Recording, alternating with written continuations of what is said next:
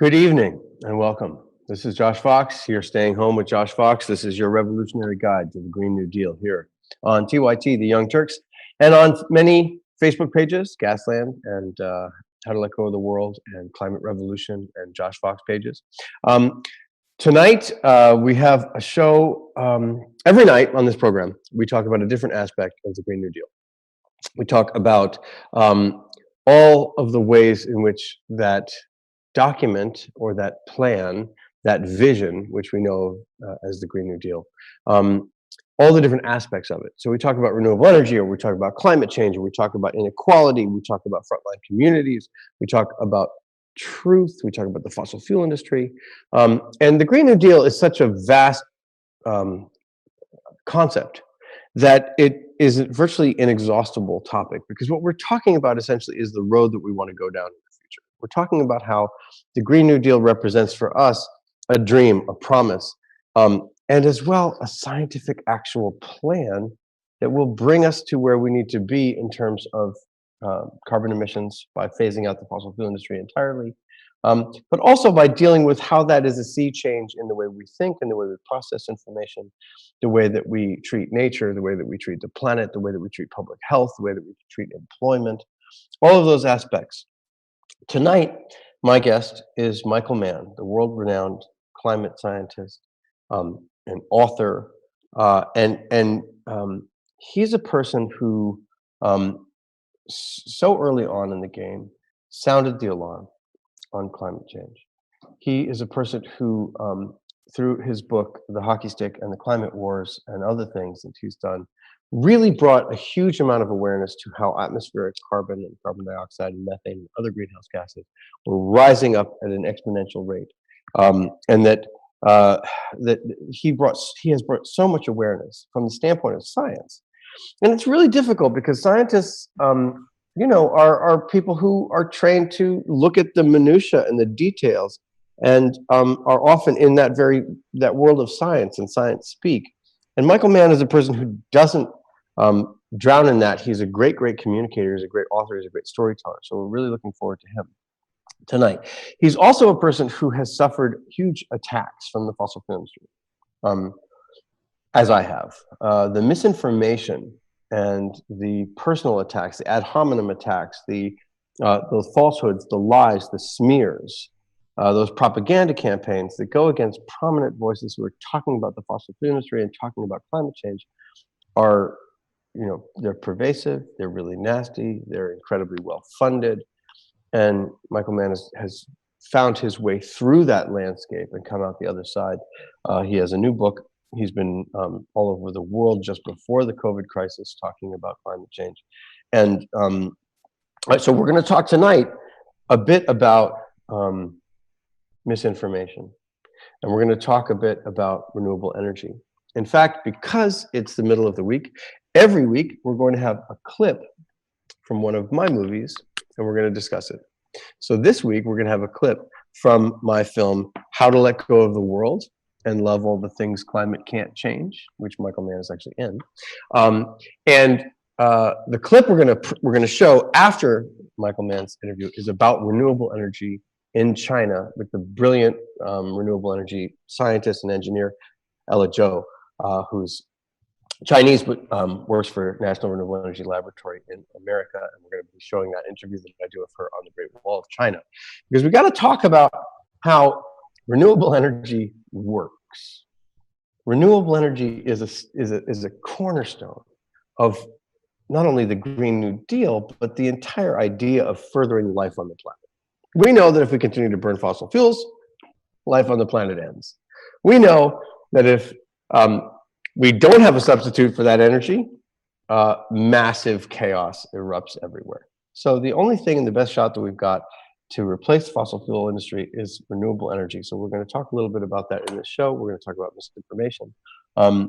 And we're going to talk about how to get through it. How do we make sure that we know the truth? Because the truth is so important in terms of, how do we navigate this very dangerous, difficult, and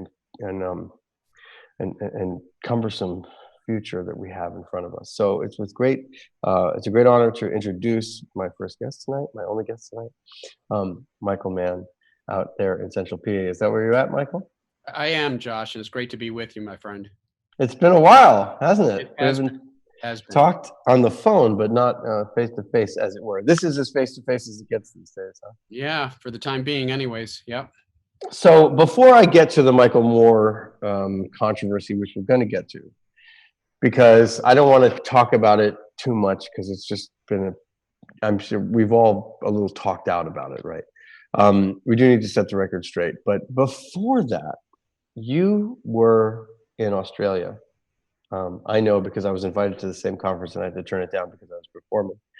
And you were there amidst what must have been the most alarming moment to realize these projections and predictions that you've been making for years, because you're seeing that continent on fire. What was that like, and what did you present in Australia? Yeah, it was surreal, Josh.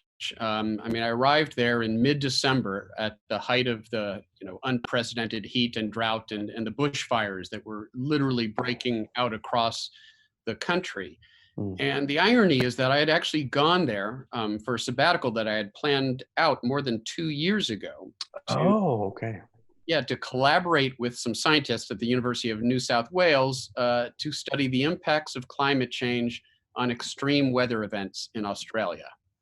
And I arrived, of course, for what is by far the most extreme bout of weather that Australia has ever had to deal with, and extreme weather events that simply wouldn't have happened. Unprecedented heat and drought and bushfires that would not have happened in the absence of human-caused warming of the planet.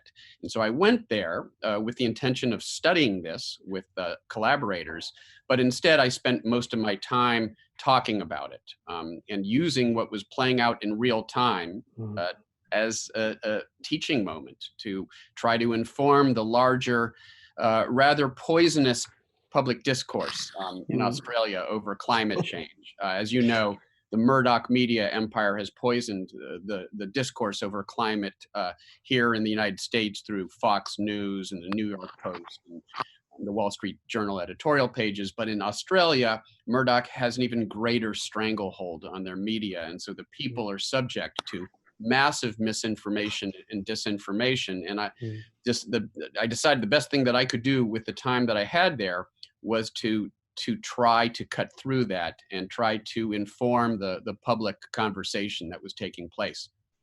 And yet at the same time, I remember being in Australia, a very, very strong anti-fracking campaign, very, very strong campaigners.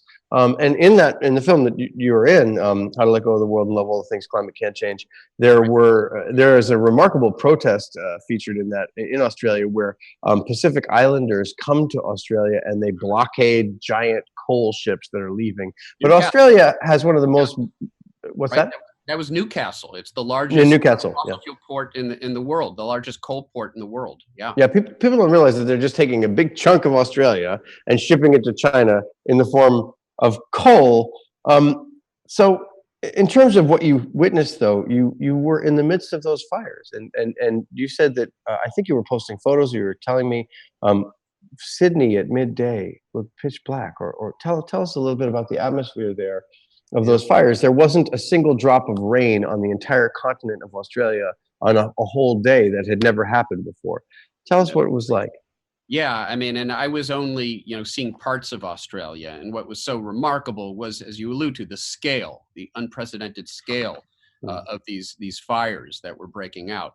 But being there in Sydney and sort of experiencing this with the people of Sydney, I feel like they're sort of part of my family because we went through all this together. And I witnessed it firsthand. I was literally on the front lines. I've been studying climate change for more than 2 decades now, but this is the first time that I really saw it up close and personal, where you could literally see in the events that were playing out in front of you, the smog, the smoke-filled air, which indeed made it feel like it was, twilight at noon here, in the subtropics during the summer. It was, and the air quality, you couldn't go outside without smelling and breathing in and almost choking on the smoke. And I remember,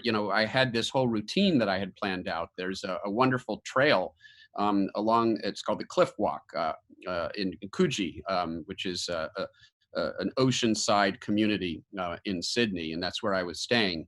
And my whole exercise plan was to run along this cliff walk every day, and you couldn't do it. I mean, the air quality was such, it was dangerous to run, and that's sort of a first world problem. But people were losing their lives, and precious, native rainforests.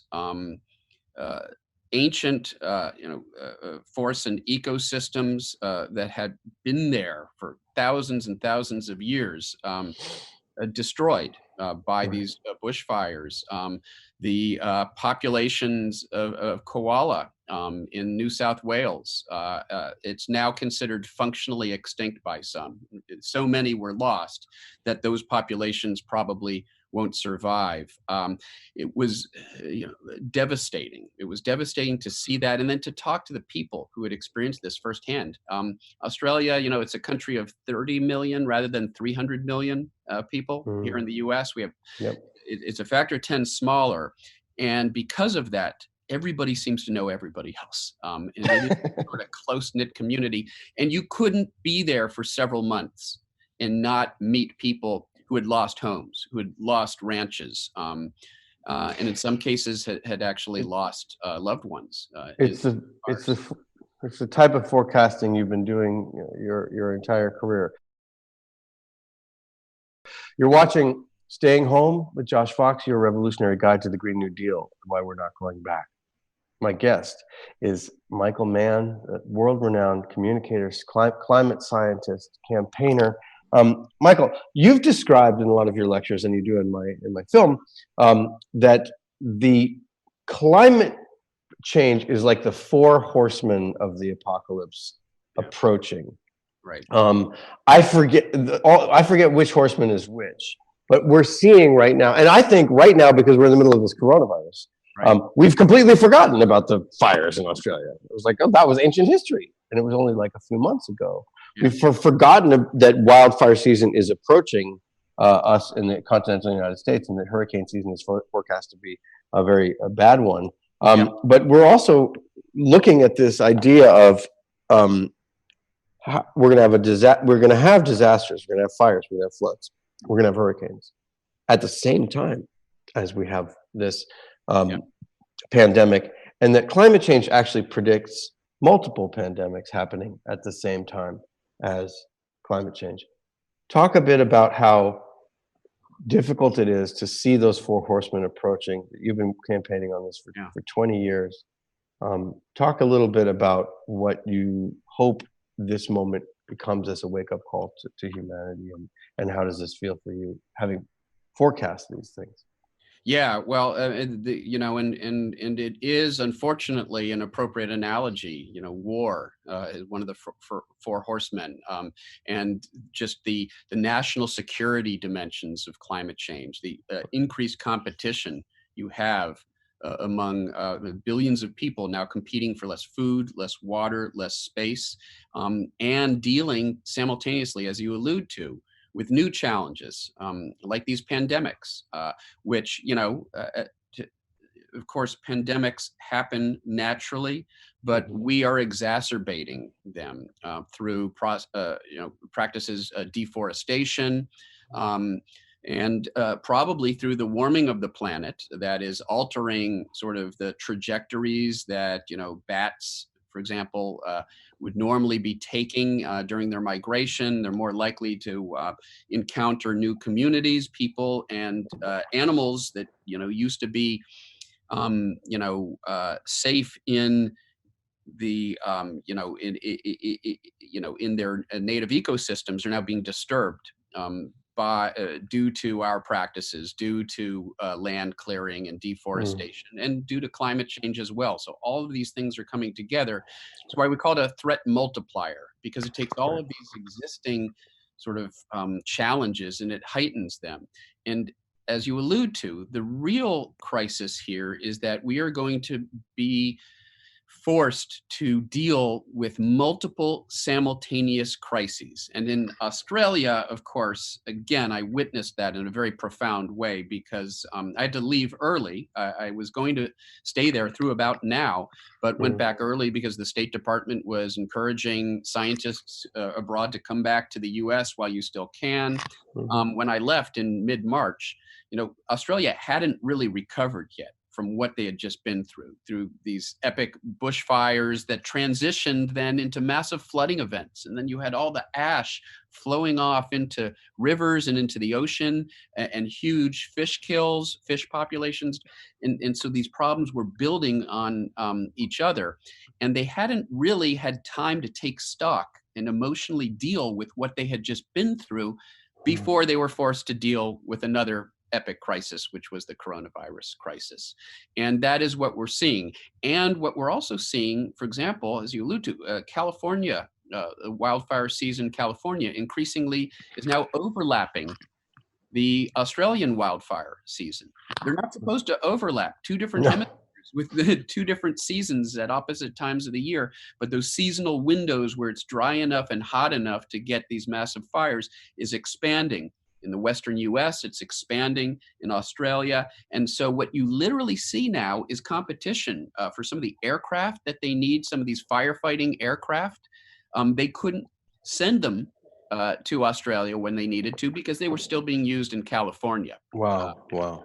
And I hadn't even thought of that. Yeah, no, the list goes on. And this is the real real challenge here, is that we are going to face multiple simultaneous climate-related crises here. As you alluded to, we're about to see what we predict, in fact, to be a near record, if not record, hurricane season in the Atlantic. And so at a time we still need to practice social distancing, and we're still dealing with the coronavirus epidemic, people are very well maybe in harm's way of these storms, and we're going to have to figure out how you do massive evacuations at a time when we're trying to do social distancing. Well, I recall, evacuations and social distancing at once, or even just basic sanitation. I recall being in the Virgin Islands right after Hurricanes Irene and Maria, two back-to-back Category 5 hurricanes. Yeah. And there was no power. There were no rooftops. Yeah. How do you have basic sanitation? Exactly. And wash your hands if your water's not running because your water pump has been knocked out by, you know what I mean? These are extraordinary challenges, and we talk a lot about them. But let's talk for just a moment, because it's very easy for us to go down the spiral of the doom, the gloom, the multiple crises happening at once. Right. I mean, clearly right now also we're in an epidemic of Lyme disease in the state of Pennsylvania, because ticks growth has been out of control for a very, very long time, which is, I think, related to warming and moisture. 3 years ago, I actually got the. I did too. We both have. I got it in 2012. Yeah. And I'm very fastidious about it now. When I go out into the woods, which I spend a lot of time out in the woods, I'm making a movie by myself out in the woods right now. I'm kind of recreating Walden. On the days I don't do this program. And I get 2-3 ticks a day. I take them off, you look up the science, you make sure, but I'm so fastidious about it, and it's become a change of life. And it's at first very annoying, but now it's something of what we've become accustomed to here in PA. And I think some of that will carry through just because now everyone is so conscious of infection from coronavirus. But let me move on to a topic. That's the other one of the other horsemen we're talking about now is pestilence. Pestilence. Yep. Right. Oh boy. So if you're not familiar with Revelations in the Bible and the Apocalypse, look it up. But the other thing is the Apocalypse. What does it mean from the Greek? To calypso oneself is to cover oneself. It is to have, because Odysseus and his robe that he got from Calypso, that was drowning him, this robe, and he had to pull it off. He had to apocalypse himself. He had to uncloak himself. So it's this great uncloaking, this great opening, this great awareness moment. But also we have uncloaked and found this cure for the pandemic of fossil fuels, which is renewable energy. Right. We have discovered through science the wind and the sun, and the wind and the sun work to provide energy for us. Isn't that right? It is, and that's the good news, because you know, it's easy to get mired in the bad news and the doom and gloom, and there are a lot of bad things that are happening. But the good news is that we have the solution. We know what we need to do. Right. So that's the Green New Deal. Yeah, absolutely. And, you know, and there are a variety of ways of trying to encourage that transition, subsidies and incentives for renewable energy. And the Green New Deal has all sorts of ways of doing that. You know, there's an interesting conversation also taking place about, you know, pricing carbon. And maybe we have to do both of those things. We have to provide explicit incentives for renewable energy, which is the cure to the problem we have, but we have to stop poisoning ourselves with carbon pollution. And so at the same time, we need to be encouraging renewable energy, incentivizing it, and, you know, representing the damage that carbon emissions are doing to the planet by putting a price on carbon. And I think we're going to need both. And the Green New Deal goes quite a ways, certainly on the side of renewable energy and subsidies and incentives. And you know, and it's crazy for us not to be doing that right now. We, you know, obviously we have a president who is opposed to taking any action on climate. He represents the fossil fuel interests, not our interests. And we have a split Congress with a Senate that is, you know, in lockstep, Senate Republicans in lockstep with Trump. That's enough to prevent any progress, you know, here in the U.S. when it comes to that accelerating that transition. But the good news is we're only months away from an election, and we can change all that. If we turn out and we vote on climate, and we vote on sustainability, and we vote on you know, environmental justice and all those things that we've been talking about. We actually go to the voting booth recognizing that these are the issues upon which we should base our votes. We could see a sea change. The people have tremendous power still in this country through their vote. And so I am cautiously optimistic that we will get the change that we need. And we need it. We need it because there is great urgency. Now, what we need is the agency, a way of actually making the change. You're watching Staying Home with Josh Fox, your revolutionary guide to the Green New Deal. My guest is renowned climate scientist and author Michael Mann. So, Michael, people talk a little bit about this COVID break that we're seeing blue skies, we're seeing less pollution. But I've also read, and maybe tell me if this is true or not, that we're not seeing a break for the climate, for warming. Is that true, and why? Yeah, it's sort of it's sort of halfway between those two things, I would say. In that we're certainly seeing an improvement in air quality, no question. Decreased transportation, decreased coal burning, decreased pollutants, and that's important because it allows us to recognize that we really do have an impact, and we can have a bad impact, you know, when we pollute the environment, but we see that there's an opportunity to have a good impact by reducing that pollution, and we can see, you know, almost immediately some of the improvement that comes about. That having been said, as you allude to, carbon pollution is a truly it is a nefarious you know, environmental problem, because our impact is cumulative. The carbon pollution that builds up in the atmosphere is a response to our ongoing activities over years and over decades. And the carbon that's built up in the atmosphere isn't going to respond instantaneously to our efforts to, say, reduce carbon emissions. We're seeing a bit of a flattening of the curve, as it were. Seeing carbon emissions actually within the first few months of this year have gone down. The emissions have gone down. Now, the concentration in the atmosphere is, again, it's the cumulative effect. So even though the emissions have gone down, we're not going to see CO2 concentrations, carbon dioxide concentrations go down. We might see them slow down. We might see the increase slow down a little bit. And that's helpful. But what's so sobering, right? Yeah, go ahead. Massive, lockdown and what seems like a dramatic decrease in our use of energy and transportation has only led to what is likely to be a 5 to 6 to maybe 8% reduction in carbon emissions this year. And as you know, to avoid crossing truly dangerous thresholds of warming, we need to bring our carbon emissions down by a factor of 2 by 2030, within the next 10 years. So we have to cut them in half by 2030. That's right. That means we have to sustain the sort of reduction that we've seen so far this year. We have to sustain that year after year after year. So you have said this to me in the past, I think it was 5 years ago, that we were at 1 degree of warming now. And that we have enough heat in the oceans and enough carbon dioxide and methane in the atmosphere to bring us to 1.5 degrees, no matter what we do. Yeah, we're talking. Has that changed? Are we now at 1.2? Are we now 1.3? Yeah. What are we at now?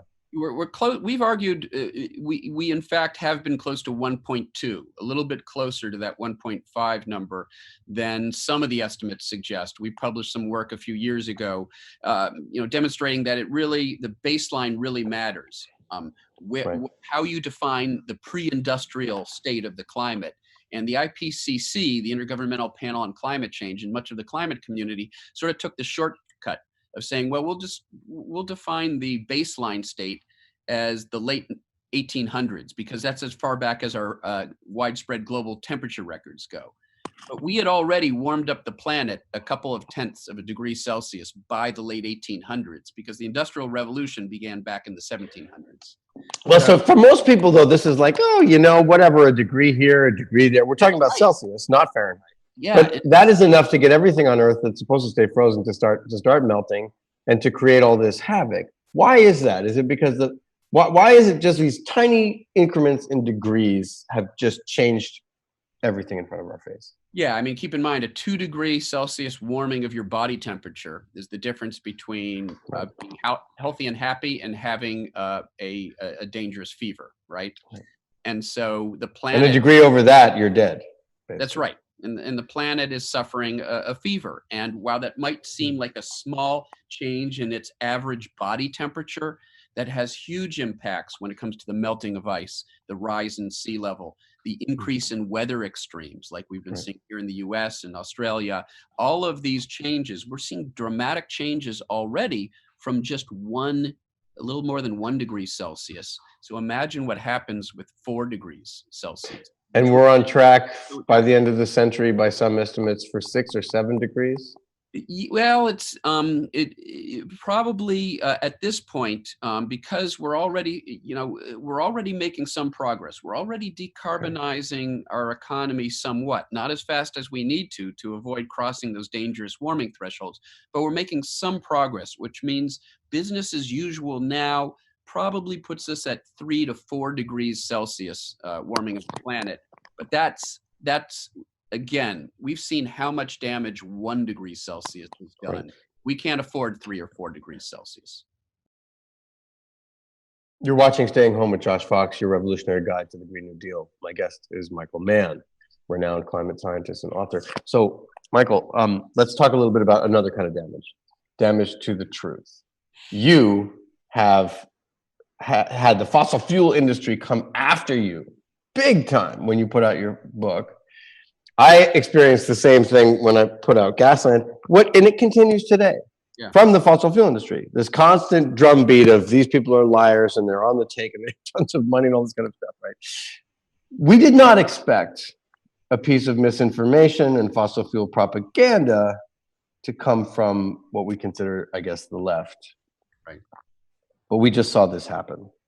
And both of us reacted to Michael Moore's movie instantaneously. You on Twitter, myself, I wrote this sign-on letter, which you were the first co-signer, Yeah, and thanks for doing condemning this film as a piece of misinformation. What, in your opinion, is so dangerous about this movie and what do they get wrong? Yeah, and thanks for your leadership on this, Josh. I mean, as a movie maker, as a filmmaker, I think your message had real resonance. It spoke to that community, just as as a scientist, I represent that community. But what we were able to do was to bring those communities together: people in the film world, in the communication and education side, and scientists collectively coming together and saying, look, in the end, we don't care what your politics are if you're on the wrong side of this issue. Michael Moore traditionally has been, a dyed-in-the-wool progressive on social issues, on everything else. But here, for whatever reason, he ended up, you talk about strange bedfellows. Aligned with Breitbart News and Fox News and the Murdoch media empire and the Koch brothers. He was on the same side as them because, of course, they love this sort of distraction where they can say, look, it's a liberal icon who has said that, renewable energy isn't the solution. And they don't even just say it's not the solution. They say it doesn't work. It doesn't like work. It can't power a toaster, and it's dependent on fossil fuels, and this is all lies and smoke and mirrors. Right. And the whole Green New Deal is based on. Right. I mean, it's a dagger right into the heart of the Green New Deal by somebody who claimed to be Bernie Sanders' greatest supporter. And here he's stabbed Bernie Sanders and AOC and everyone else in the back here with that same dagger. But, the bottom line is he's wrong, right? It would be he has the right to express his opinion, but it's based on a distortion of numbers. It's based on 10-year-old numbers on solar and wind and outright fabrications. When it comes to, you alluded to his argument that somehow renewable energy is generating more carbon pollution than fossil fuels. It's just simply, it couldn't be more wrong. It's not, yes, right. And it's the IPCC and National Renewable Energy Labs that have pointed this out for years and years, right? Of which you are a co-author. Yeah, no, we know what the life cycle, what he wants you to think is that somehow because we have to manufacture solar panels and we have to manufacture wind turbines, and manufacturing right now is based largely on an electrical grid that is driven in substantial part by fossil fuels, that somehow that means that these renewable energy sources are worse than fossil fuels, when the carbon footprint, the full life cycle, if you take into account everything that's done from the time that you construct a solar panel or a wind turbine, and take into account its lifetime and everything else, it's an order of magnitude, a factor of 10 less carbon emissions. Sure, there's some carbon emissions. Everything we do right now is dependent on a system that still runs in substantial part through burning of fossil fuels. And there will be carbon emissions. We breathe out carbon dioxide. There will be. We're largely carbon neutral. The trees take it back, but yeah. But the point absolutely is that look, the whole point of the renewable energy revolution is to replace the fossil fuel driven grid with a renewably driven grid. That's the solution to this problem. And so he's just wrong in every possible way you could be wrong on the facts. And what he's done is he's taken untruthful claims, outdated numbers, and outright distortions and misrepresentations of some of our friends, Bill McKibben, who's a real hero in the climate movement, and tries to turn the heroes into villains and the villains into heroes, right? Which was the title of this a Newsweek commentary I wrote about. Yes, you wrote a commentary which I highly recommend, which we're going to post in Newsweek alongside of this interview, as well as I wrote a piece in The Nation. Bill McKibben wrote a piece. Thank you. Yeah. In Rolling Stone. There are I think at this point, over 25 different scientists who've taken on point by point rebuttals of this movie. Yeah. But let's just dispense with that because it's a flash in the pan. It's a moment where it's a very, very disappointing thing. What people have to understand through it because we did see the community push back, and there is enough. I think we've reached enough people who were vulnerable to the misinformation promoted by that film. Look, the right is already on the side of the fossil fuel interest. The danger here was that this could co-opt people who were actually on board. But I think it's happening. I think people are getting very full of despair. Yeah. The reason why I got wind of this thing was because somebody wrote to me and was so miserably depressed and said, I've been working all my life on renewable energy. I didn't know this stuff. Oh my God, I'm so depressed. I said, listen, there's a reason you didn't know this stuff, because it's not true. Let's talk about the truth, though, in our last moment that we have here. It's so hard to fight with science. You've for the truth. And you've withstood so many attacks. You're on the communication and sort of, on the media and film side of this issue. I'm more on the science side of the issue, but we come together when it comes to our passion for communicating the implications and the solutions to the public. And we have been attacked by the same sources, the same usual suspects, front groups and individuals who are tied to fossil fuel industry organizations, or right-wing, plutocrats like the Koch brothers, dark money outfits who have funded what is the most elaborate, well-funded, well-orchestrated disinformation campaign in the history of human civilization, the campaign to deny climate change. And now, in the book that I'm writing, it'll come out early next year, How to Win the New Climate War, is about the evolving tactics of the enemy, as it were, because as the reality of climate change sets in, and it's just not credible to deny that it's happening now. So they've moved on to other ways of thwarting, again, that necessary transition off fossil fuels towards renewable energy, which consists of deflection. We don't need systemic change. The problem is overpopulation. We just need people in third world countries to stop reproducing, which is the subtext of Michael Moore's film. And there's, in my view, sort of a racist component to that.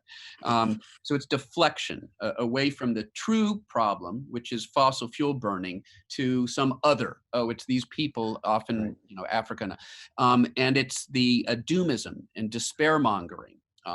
Because as I say in my piece, the forces of inaction, they don't care about the path that you take. They just care about the destination.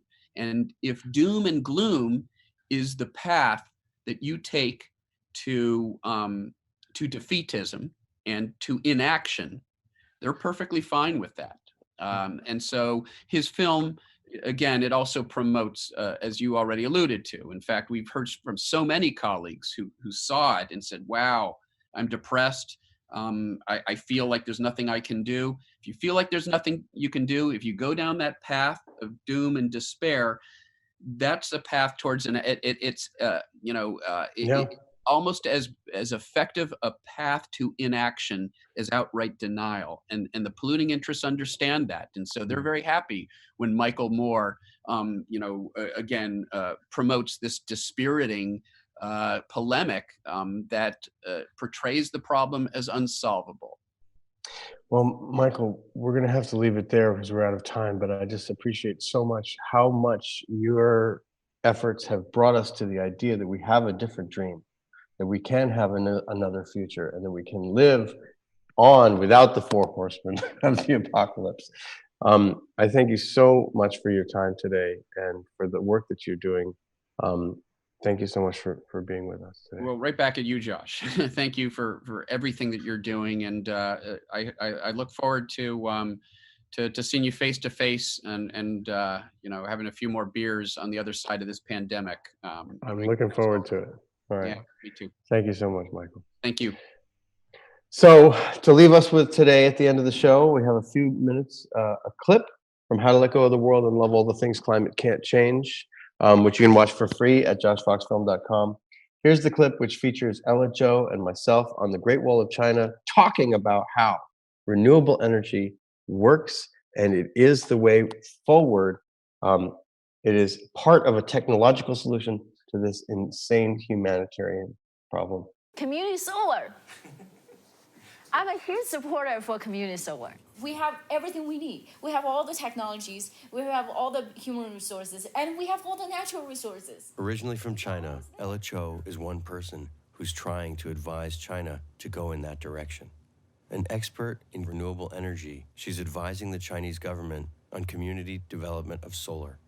Basically, it's a lot of individuals coming together deciding they want to buy a solar farm that is off-site from where they're living. They can be installed, managed, operated, maintained by a utility even.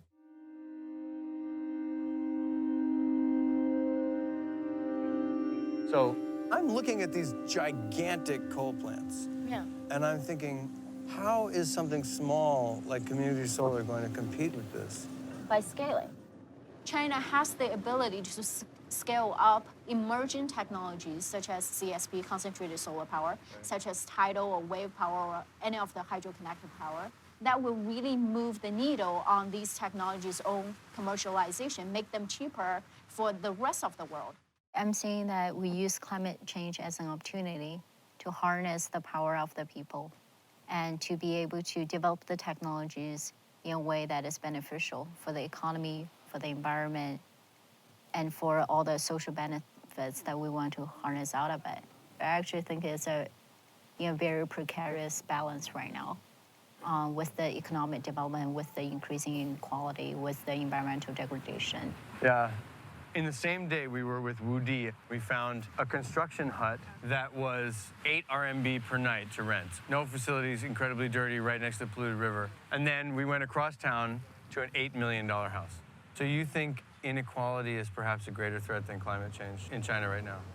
The two are compounded, right? Right. You see the poor are really the ones suffering the real consequences of climate change.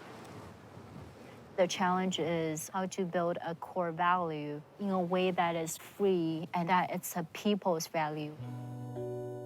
I believe there is something called the moral imagination. The moral imagination. In the moral imagination. Uh-huh. So I think the moral imagination forces us to get out of our box of thinking about, for instance, what is being successful.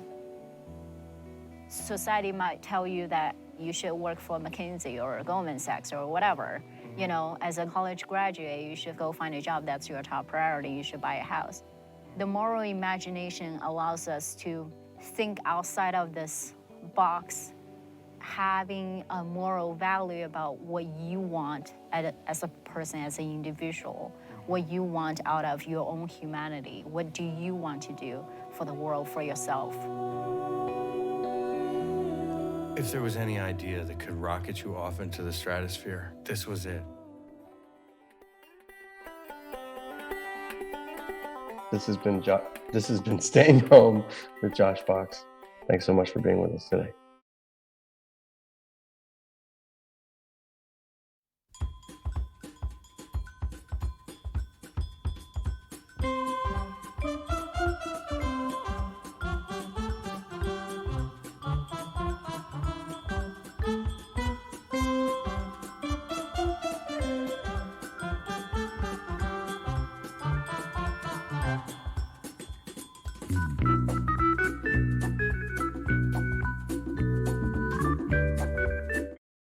We're very honest that we're progressives. We call the Young Turks home of progressives, and we support progressive candidates. There has been this reemergence of political activism, especially among young people. This weekend was the second Women's March, both across the U.S. and across the world. So these people are not simply marching, they're not simply talking, they're also running for office. And when they do run, they're going to make a difference. Joe Crowley is congressman from New York. He's very powerful. Why? He raised a lot of money. But there's someone finally challenging him. We need to have representation that advocates as fiercely for working class people as possible from this seat. If candidates like Alexandria Ocasio-Cortez even get a little bit of media attention outside of what the Young Turks does, they have an excellent chance of winning. She's going to win. She's going to win. 68% reporting. The majority of Americans want Medicare for all. So I don't care what you and your corporate cronies want. What I care about is what the American people want. We believe in total change. Everything runs on donor money. And that is what we will fight, and that is exactly why they don't like us. We're having fun, it's election night! Alexandria Ocasio-Cortez has defeated Joe Crowley. Here we go again! Ladies and gentlemen, we got him. Down goes Crowley! Down goes Crowley! Down goes Manafort! Down goes Cohen! Populist left wing with a gigantic victory in Mexico. Senator Gillibrand, you have made a pledge to no longer accept corporate PAC money. Women came out in record numbers in the primaries. They said you'll be lucky to get one candidate. We now have 12 that have won their primaries. Bezos and Amazon announcing that they are going to go to a 15-hour minimum wage. We're making progress. Let's keep going. Many of these women made history. The biggest victories, all women of color. Rashida Tlaib and Ilhan Omar, Sharice Davids and Deb Haaland. For a long time, we have not had progressives in power. It's going to be something to behold. Welcome to Happy Hour, everybody. After a week of soul-crushing news, we break out the good stuff. Good news, good videos, good people, and, of course, drink good alcohol. That's the worst thing I've ever had. This is the best show. Full disclosure, we did do a shot right before the show began. It says, Let's flamingo. Flamingo. The reason you had trouble with that word is it's not a word. Okay. This is the one of everything. I've got a rash. Could I just put it on that to see if it'll take it off? What did you used to think this was? Bull piss. Drink it, swallow it, No. spit it. Oh, that's needed after a day like this. Cheers to Brett Ehrlich. Climax. Uranus smells like farts. Because of course it does. This is the worst sketch ever of a perp. But guess what, ladies and gentlemen? They found the guy! This is Sophie's super happy dog story of the week. This dog is so precious and deserves the world. I'm just not drinking that beer. Here's my dog. This is Onyx. Yeah, I would just say that he's exotic because he's not your traditional dog. Yeah, still 12 out of 10 because they're all good. Well, if that made you happy, just wait till you see the best thing ever of the week. There is a woman who moves like a horse. Why do I want to go home and like try this? We're actually going to show you the running butthole challenge right now. What's happening? No, that's just wrong. Every way. And we'll see you next time. Hey, Dave. As you can probably see, Skype froze. Frozen crashed. You know, I'm watching that documentary on the Vietnam War, and there was a TV journalist in the middle of some tiny little village in Vietnam doing live TV as the soldiers were burning the Vietnamese huts, and it didn't crash. And that was 1965, and he was in Vietnam.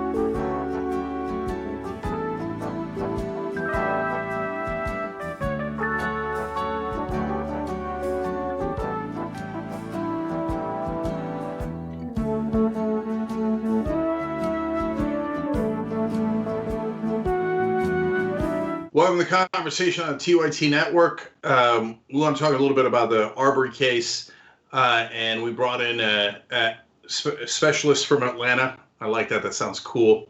And Rashad Ritchie was actually voted the best talk radio personality in Atlanta by the Atlanta Journal-Constitution, which is pretty badass. And he's on News and Talk 1380 WAOK. He's also a political analyst for the local CBS affiliate there. He's also top 40 under 40 in the Atlanta Business Chronicle. It goes on and on. Okay, Rashad, I get it. You're fired. Yeah, man, I'm that dude. You're that dude. All right, but we do have a serious issue in this case. Yeah. So obviously the Arbery shooting happens in Georgia, and I asked on Twitter, are prosecutors in Georgia just letting white folks shoot unarmed black folks, or does it go both ways? Do they just let random black people go and shoot white people in the street who are jogging? And I said, I hope neither is the case, but it looks like that's not the answer. And people have called this a modern day lynching. And is that too far, or do you think that's accurate? Yeah, hell no, that's not too far. Let me tell you why that's not too far. When you look at the operational definition of lynching, lynching means an organized mob in pursuit of a citizen who is suspected of committing a crime, and they utilize what's called extrajudicial means to assassinate or kill that individual. It doesn't have to be a hanging. The definition of lynching is exactly what happened, this mob-like mentality to chase this individual down, take the law into their own hands, and people like Mayor Keisha Lance Bottoms, the mayor of Atlanta, who said this was a modern-day lynching, is correct, contrary to what some conservatives like Candace Owens have said. And here's what's interesting. You have black conservatives now going in on other black conservatives that took the wrong side of this narrative. And it is rare for black conservatives to turn in on their own because they're a pretty tight-knit group. It's a small family, and they try to make sure they have each other's back. But you see now that's starting to implode as well. Well, the mind of a black conservative is interesting. I grew up Muslim. The Muslim conservatives, I get a little bit better because if you're very religious, I can see why you started out being conservative. Now in the Bush and Trump era, being a Muslim Republican is mental. So, but when they come after Muslims, even those guys go, well, all right. Okay, that's bad, right? And in this case, black conservatives got to be thinking, that could have been my son. Yeah, black conservatives with a heart and not simply a biased position. What has happened here is you have seen a narrative supersede that of simple partisan politics. And let's face it, the reason why we're talking about it now is because people, local individuals on the ground kept talking about it. This happened in February. We covered this on my show from day one, and we were working hard to get it outside of that bubble, that local bubble of a place called Brunswick, Georgia, which is deep, deep, deep South Georgia. And remember, the district attorney and the two individuals who have been charged with murder got away with it for a certain amount of time. Why did they get away with it for so long? They got away with it because there's a narrative that somehow young African-American men jogging in a white neighborhood obviously are up to no good. And because of that false narrative about blackness in the United States of America, it allowed the crime to be covered up until it got more exposure, and then a video surfaced later which showed the horrific murder. So, Rashad, I want to get back to Candace Owens in a second, but let's stay on the actual case. Why did it take so long? What do you think went wrong with the prosecutors down there? Well, here's what the reports are saying, and this is also backed by one of the county commissioners. He happens to be a medical doctor. And according to him, basically the officers, or some officers, wanted to make an arrest at the scene. This happened February 23rd.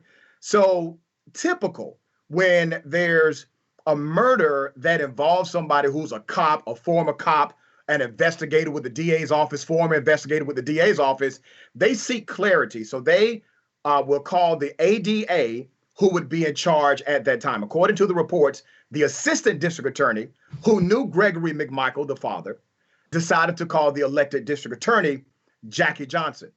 Jackie Johnson told them, according to the report, do not arrest. And it stopped everything from that moment. And this was covered from that point forward. We're now at the fourth prosecutor, third special prosecutor, because this continued to be mishandled and was riddled every time it got passed on with somebody else who had a conflict of interest. Yeah, Rashad, there seems to be two main issues here. One is the McMichaels say, oh my God, there was a spate of robberies in the area. It turns out, nope. There was only one in all of 2020 in that area. They saw what they wanted to see. They see a black guy jogging down the street, and they think, criminal, must have been a lot of robberies, we're going to go get him, / whatever else they were thinking, right? And if they had seen a white guy in a similar situation, there's no way in the world they would have pursued him. Any rational person knows that MAGA guys can get denied till they're blue in the face, but it's everybody else knows it, and even black conservatives, most of them outside of Canada know it, unless they're paid not to know it. And then the second part is, well, this is the second part of white privilege. You're already part of the system, so you have buddies in the system, you have connections in the system, and when you do, even if you do something wrong, it makes it easier to get away, right? So, Rashad, isn't this the overall overarching problem of what we call white privilege? People think, like, when you say white privilege, it means that every white person has a mansion and a yacht, right?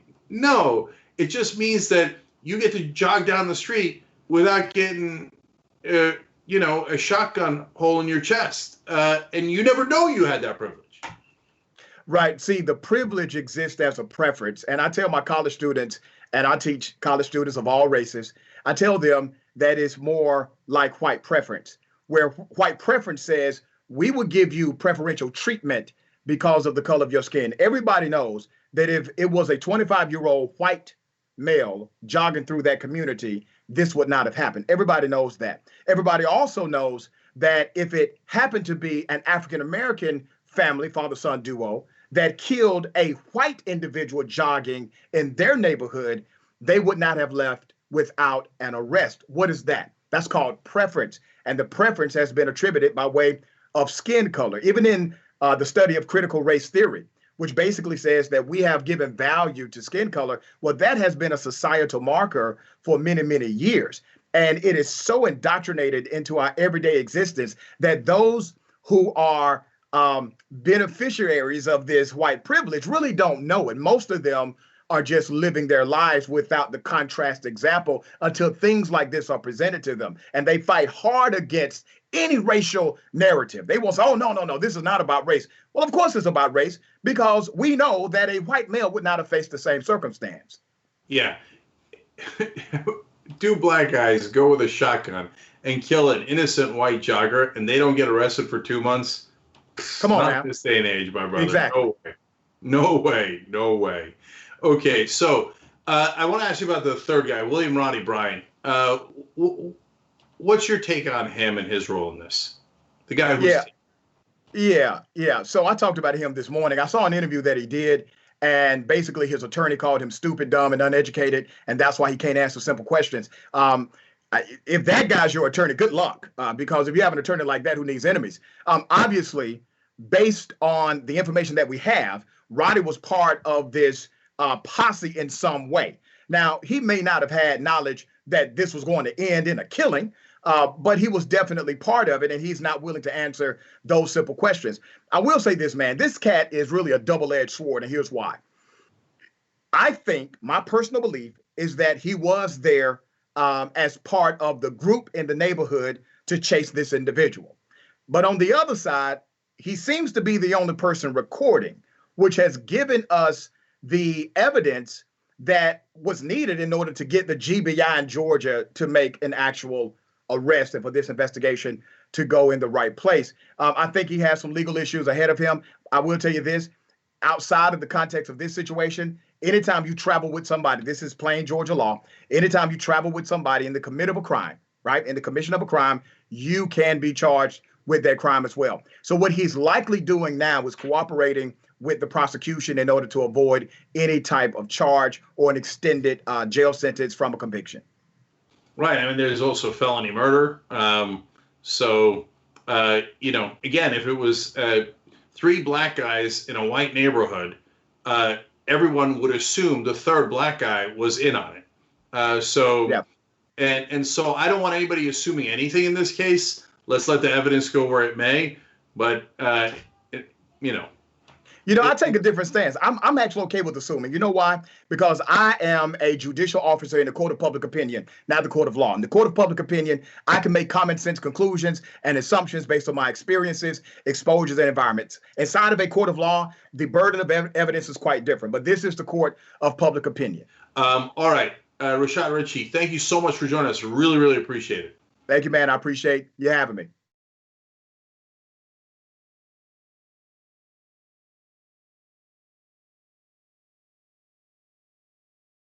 I'm old enough that I remember when Captain Crunch put the berries in it. Yay, crunch berries! And I was like, ooh, the fake berries. Remember? We're gonna try that. We did a story back in the day about how a woman sued, General Mills. She'd been eating it for 4 years, believing that it was actual berries. Yeah. She's like, these aren't real berries at all. I'm like, I got news for you. Captain Crunch isn't really a captain or a person. Joining me now, legendary whistleblower and American hero, Edward Snowden. First question is, hey, where are you? I'm in my apartment in Moscow. All of a sudden, in the studio, Jim Gaffigan, everybody. Mental illness is, completely undiagnosed in our society. It's not about a particular administration. It's about a broken system of power, and through that, really, the instrumentalization of a system of not justice, but injustice. People understand whether they claim to deny climate change or not. Our collective house is in crisis. We're also dealing with the legacy of 40 years of economic policies that have made people's lives more precarious. Sometimes you got to force people into their humanity. Sometimes you have to shake people into empathy. Senator Elizabeth Warren joins us in the studio. Healthcare is a basic human right, and we are fighting for basic human rights. In order to actually achieve that vision of everyone having access to the same resources and getting to determine the outcome of their life, we have a lot of work to do, and it needs to start right now. Here's something you may not know. When you deposit your money in a big bank, it doesn't just sit, safe and secure, in a vault. Instead, your money could end up building oil pipelines, mining for coal, or drilling in the Arctic. So if you're concerned about the planet, give your money something good to do. Make the move to green with Aspiration's fossil fuel-free account and join the thousands each week who are switching to save their dollars and save the planet at the same time. Cenk Uygur joins us. We are progressive and unapologetically so. Very happy to say that millennial and Gen Z generations are massively progressive along with us. Democrats, they've been so weak for so long. For God's sake, fight for your side. I would not like to compromise with Republicans. I would like to defeat them. Lynn, do you support Donald Trump? Yes, a lot. He's a terrible guy. Very fine people on the side chanting, Jews will not replace us. He says we should ban all Muslims. Well, that's bigotry by definition. He said it during the campaign trail over and over again. Called Latinos criminals and rapists. See, you're used to Republicans being strong on television and Democrats cowering. New day in America. Progressives, we actually fight back.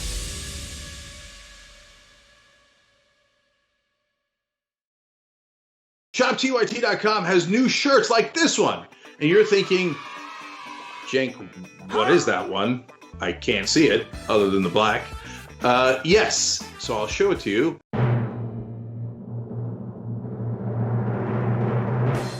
If you can read this, you're not practicing social distancing. Yes! Now, you were practicing social distancing. This is over video.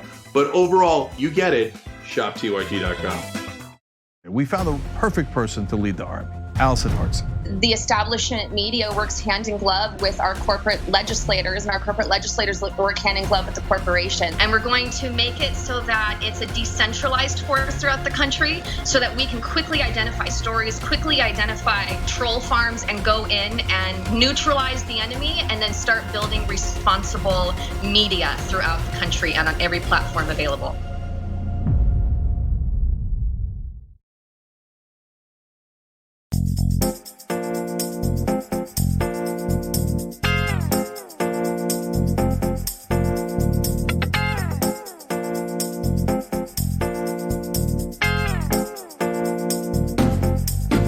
We're back on the conversation, I got a question for you guys. You ever wonder what's in the bottled water that you drink?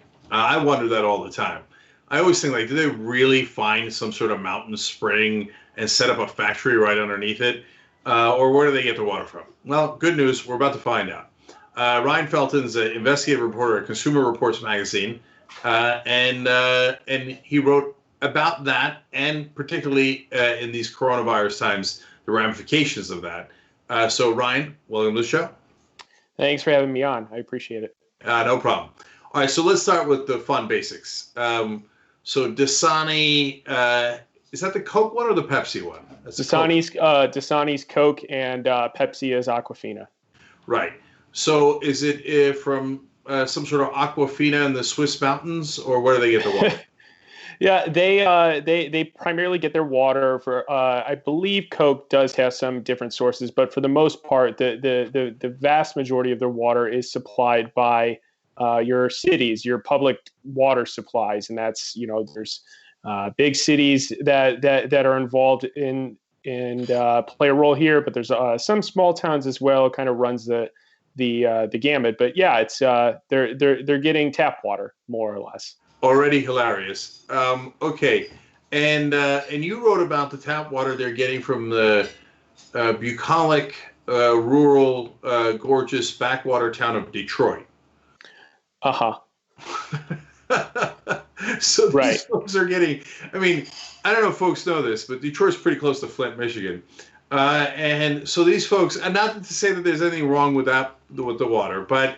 They're getting tap water from Detroit and selling it as Aquafina and Dasani, correct? Yeah, they what the companies do, they get the tap water and then they filter it again and then resell it. But for the most part, I think what's sort of important to note is, in order to actually use one of these systems, like as your source for bottled water, you have to show that tap water that you're getting already meets safe drinking water standards.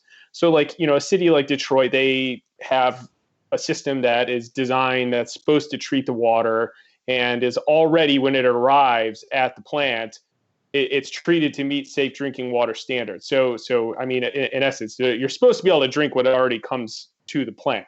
But what the companies say is, the service we're providing is we're cleaning it again and packaging it up and selling it. But in a way, a lot of the consumer advocates and environmental law experts I spoke to, they kind of describe it as like a subsidy, more or less. Like the cities are in essence like providing the product to the companies at a relatively low cost.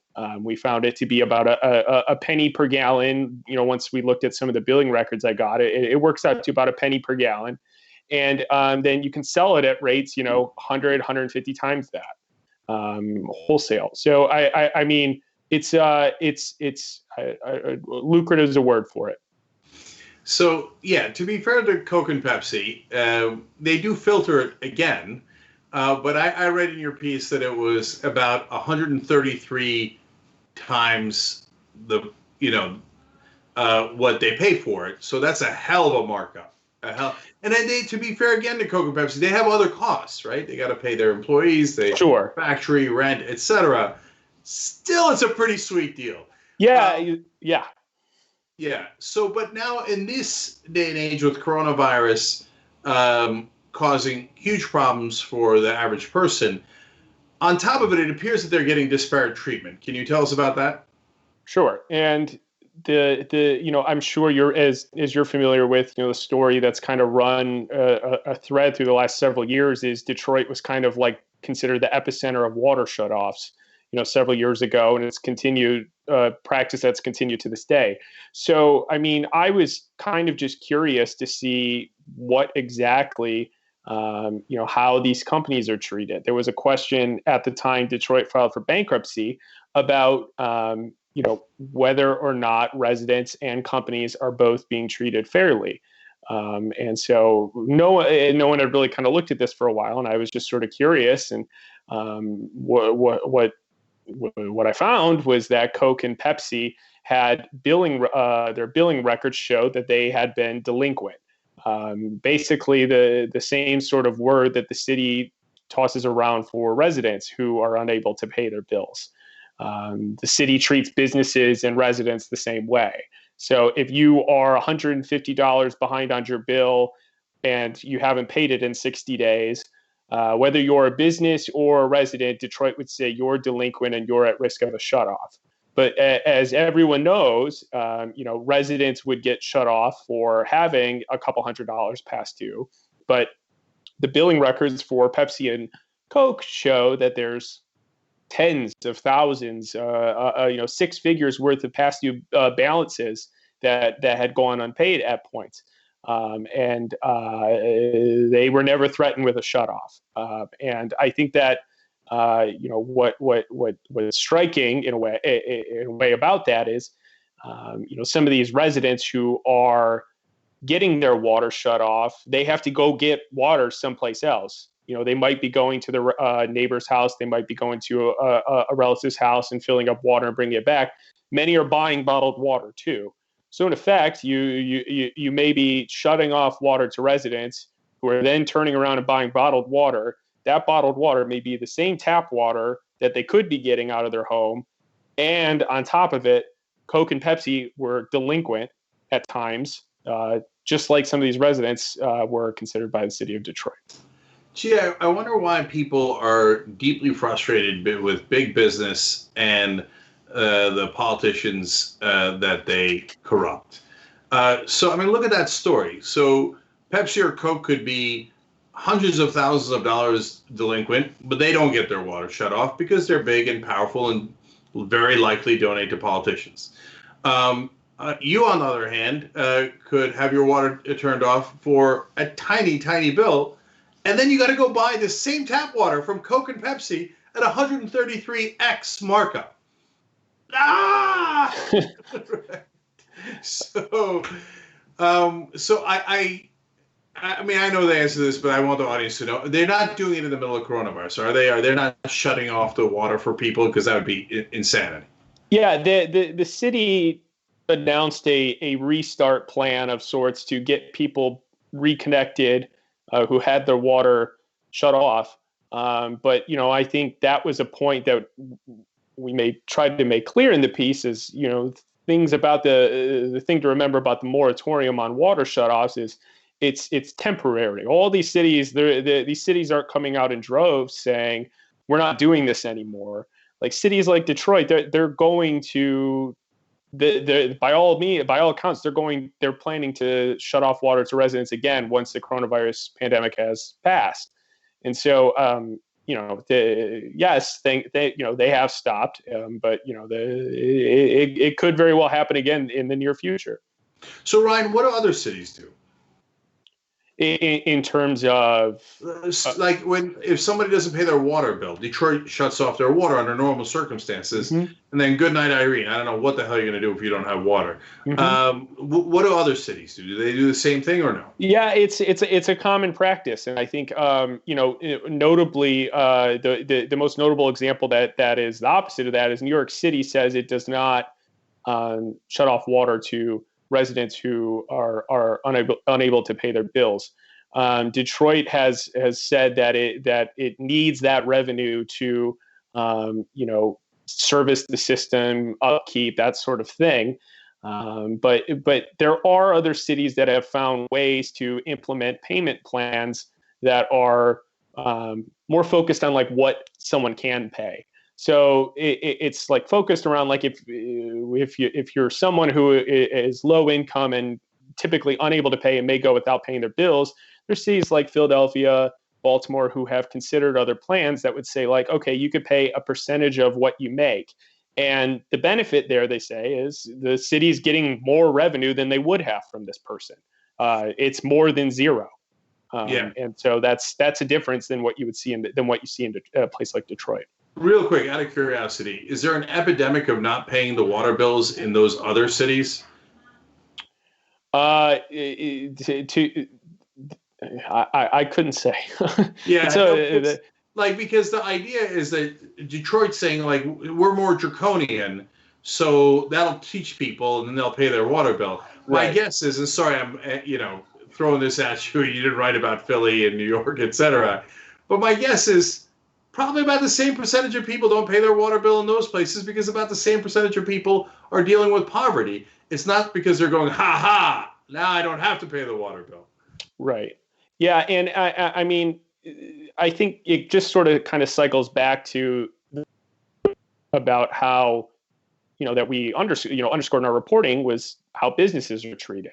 If you have businesses that are racking up bills and you're not actively collecting them, these may be places that provide jobs and that sort of thing, but just sort of what sort of message does that convey to your constituents and people who need water every day? As the coronavirus pandemic has shown, people need water to protect themselves and to survive. Hey, Ryan Felton, thank you for joining us. We appreciate it. Thanks so much. Have a good night.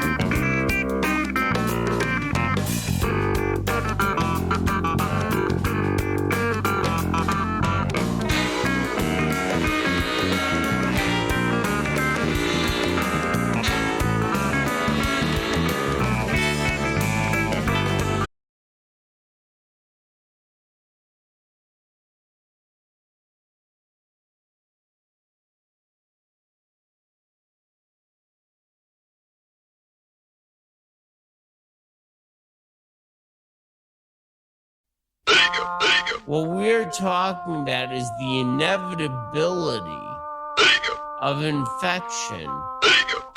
If you have kids, you know that they're little germ factories. They go to school and they interact with all the other little germ factories, and they come home. And they come home and they spit on you, and now you're sick.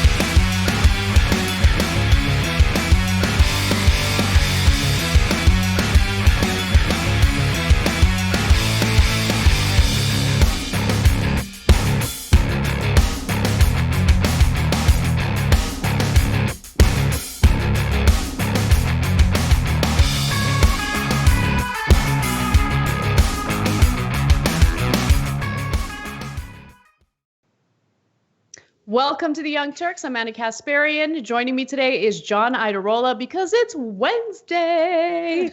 What's up, John? That was such an upbeat intro. I was thinking briefly about matching it, but I don't have it in me. Not yet, anyway. We'll see if I can get there, though. Yeah. Well, I'm happy to be among friends. I'm happy to be doing the show with you. And I'm happy that there is a wonderful financial institution where you can park your money and not have to worry about it being invested in the fossil fuel industry. And if you want to know what that financial institution is, just go to aspiration.com/TYT. I love the fact that we're seeing some of these, companies, banks, financial institutions pulling away from the fossil fuel industry, something that we desperately need in order to mitigate the impact of climate change. But yeah, did you like the way I weaved that live read into the intro of the show today? It was very, very smooth. Very smooth. All right. Well, we have a lot of news to get to today. For anyone who's watching live right now, I just want to let you guys know that we do some live videos, live stories throughout the day in order to provide some additional stories for you guys. So make sure you check that out on our Facebook page and also on our YouTube channel, The Young Turks, of course. And let's get started. Let's start off with the Trump administration attempting to basically manipulate death counts when it comes to coronavirus. So, more than 80,000 Americans have died as a result of the coronavirus pandemic. Millions of Americans have also contracted the virus. And it doesn't look so good for someone like Donald Trump, who has shown a true lack of leadership and competence in dealing or responding to this pandemic. So what's a man to do if this could negatively impact his potential of getting reelected? Let's just fudge the numbers. Let's manipulate them. And that's exactly what Donald Trump is attempting to do with the help of Dr. Deborah Birx, which is something that she should be held accountable for as well. She's a professional, she's a health expert, and she knows that this is the wrong thing to do. But nonetheless, here's what we're hearing from a pretty extensive report at the Daily Beast. Donald Trump and members of his coronavirus task force are pushing for revisions that could lead to far fewer deaths being counted than originally reported. And that's according to 5 administration officials working on the government's response to the pandemic. Now, Trump is suggesting that the way the CDC is currently reporting the numbers could be inaccurate. It could be an overestimate. But as we know, based on the true experts, the real adults in the room, it's very likely that the numbers that we have now are truly underestimating the number of people who have died as a result of this virus. Now, according to one of the sources with knowledge of Trump's private remarks, the president recently said that he'd like a review of how the coronavirus deaths are counted and studied by the government, citing hypothetical cases, and get this, in which a person has the virus but is killed by other unnatural means, such as falling down a flight of stairs. That there really is a prevalence of that happening, John, and we don't want to overestimate the numbers when people are really dying from falling down the stairs. Jesus. Relatively early on, the first couple of weeks of the rising death toll during the pandemic, Donald Trump would do his press conferences. And I remember at the time I had a guest on the Damage Report, and at one point Trump said something where he said the number of deaths. I don't remember if it was 5,000 or 15,000 or whatever. The number changes so quickly, obviously. And the guest that was on with me said, well, on Fox, they're saying that a lot fewer people have died, but now Trump is on the record acknowledging the deaths, so he can't flip. And then the guest paused, and then we both laughed. Because, yeah, of course, it doesn't matter how many times he acknowledged it. Like, he just acknowledged the deaths, that there would be, 100,000 deaths a week ago. But his base is out there just waiting to be told, oh, I was just fibbing. Maybe nobody died. And that seems crazy, and it is crazy. But you can get away with it in right-wing media. They're going to, and the thing is, Birx can do that. So how many, let's say they remove a few. It doesn't matter how many. It just puts it out there again. The number's not reliable. It doesn't matter if it's 10% lower or 20% higher. You will have a significant chunk of the electorate that is inoculated, not against the virus, but against the idea that you have to care about it. Because it's just, it's up for grabs. It's another thing that we can have a view based on our partisan affiliation on whether it counts or not. Yeah, look, they're messing with people's lives, and this situation is definitely not under control. So look, Donald Trump had no problem saying that the way that we've been counting the number of deaths is very accurate. In fact, here's a video of him back in April 7th specifically, talking about the accuracy of the COVID-19 death count. States have had trouble with getting accurate death counts, particularly because of lack of testing or no uniform. Did you say death counts? Yes, because of lack of testing and no uniform system to put that into. When you say death counts, I think they're pretty accurate on the death count. Somebody dies, I think the states have been pretty accurate. But if there's no testing. That's a big deal, what you're just saying. No, the death counts, I think they're very, very accurate. I do say this, I think if you look at China and if you look at some of these very large countries, when you talk about cases, number of cases, I would be willing to bet they have more cases than we do, but they don't do the testing like we do.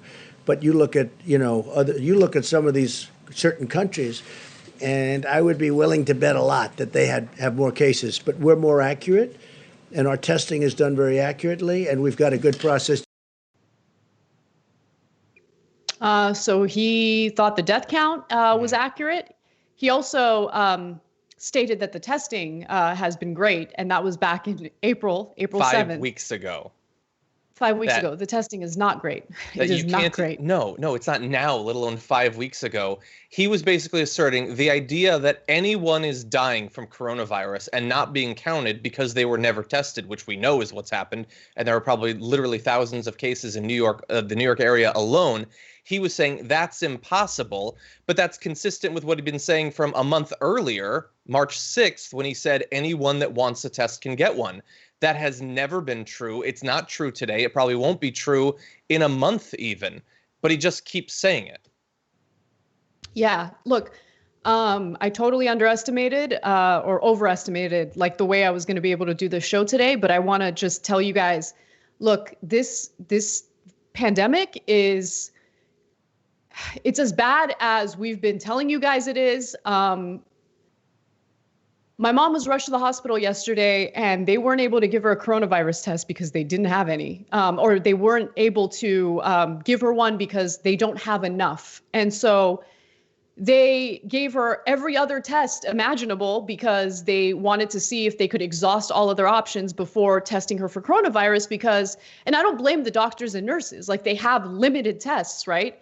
And I'm sure in their heads, they're like, let's exhaust everything and then use this coronavirus test as a last resort. And look, I don't wish this upon anyone, but I want you guys to understand if someone in your family is suspected of having coronavirus and they're admitted in the hospital, you cannot see them. I am not allowed to see my mom. She's, I can't even talk to her. Like they took her phone away, gave it to my father. My father can't see her. I'm like literally calling the hospital every hour, trying to see if I can get a hold of her, seeing if like the nurses can give me an update. They're playing with people's lives and I'm like terrified that I'm not going to see my mom again. And I hate that we don't have any leadership in this country. Like we don't have anyone, sorry, I'm really sorry. We don't have anyone looking out for the best interests of Americans. And I don't wish this upon anyone, including people who are like avid Trump supporters. Please take this seriously. This is not a joke. And I would hate for anyone to lose a family member in this way where you're not even able to like see them or comfort them or talk to them. But anyway, look, I get that the economy is important. I get that they want to open the country back up. I get that Trump only cares about himself and his chances of getting reelected. But nothing is more important than human life. Like, how are you going to enjoy a great economy, which, by the way, we didn't even have one to begin with before the pandemic? How are you going to enjoy anything if you're not alive, if your family members are dead? And I'm not trying to fearmonger. This is real life. This is what's happening. And you have the Trump administration, which, went after China over them not being forthcoming about their death toll, about like hiding numbers and stuff. They went after China and now they're trying to do the same thing with the help of Dr. Deborah Birx, who's supposed to be one of the adults in the room. So Daily Beast reports that Birx, the coordinator of the administration's coronavirus task force, has urged CDC officials to exclude from coronavirus death count reporting some of those individuals who either do not have confirmed lab results and are presumed positive, or who have the virus and may not have died as a direct result of it. So again, she's parroting what Donald Trump wants. Luckily, there are some CDC officials who are pushing back against this. They refuse to follow the orders of the Trump administration because they understand the importance of getting the information to us. But we live in an S-hole country. We do, with this type of leadership, because we don't have politicians who are looking out for our best interests at all. They don't care about our lives. They don't care about our family members' lives. And I don't know, at this point, like, I don't know what to do about it. We should take a break. Sure. Go ahead, John. Oh, okay. I'll just say the leadership doesn't care. We had the lockdowns for 2 months, which was apparently as long as, a third of the country is willing to stick with it. And that bought 2 months that they did nothing with. And I know that you felt the need to say you feel for the people economically, about the opening up, because you care. And so you're acknowledging that. But they're peddling a complete false dichotomy in both directions. It's not saving lives or reopening the economy. We could save lives, keep the lockdowns, and actually help people to get through this by aiding them via the government. They're not even offering that as an option, and they're stopping anyone from doing that. And reopening the economy doesn't save the economy, because all it does is ensure that we're going to have a horrific second spike, and states will be forced to go into a lockdown again. That'll be longer and worse than it would have been if we just done it right the first time and used the time that we bought to make sure that we could do testing and contact tracing and quarantines and all of that. It is... They're finding new ways every day to bungle this, to make sure that more money is wasted, more lives are lost. And the reason that you're like, I hate that you're going through this, that you have to experience this, and because you care, like you care about your situation. You also don't want anyone else to experience this, but also because you're not a monster. You've been doing 2 months of this exact same coverage with the same empathy and concern for the lives that are lost, the lives that are being ruined, even before it potentially hit home for you. You were doing the right thing, advocating for people. But unfortunately, the single largest media company in our country is spreading every form of dangerous misinformation imaginable, trying to ensure that more people die, that there's more economic damage. It is a ridiculous situation that we've got into, where everyone who has power in politics and in media seems to be aligned against the American people. We got to take a break. When we come back, we'll respond to some of the ridiculous Fox News attacks against Anthony Fauci.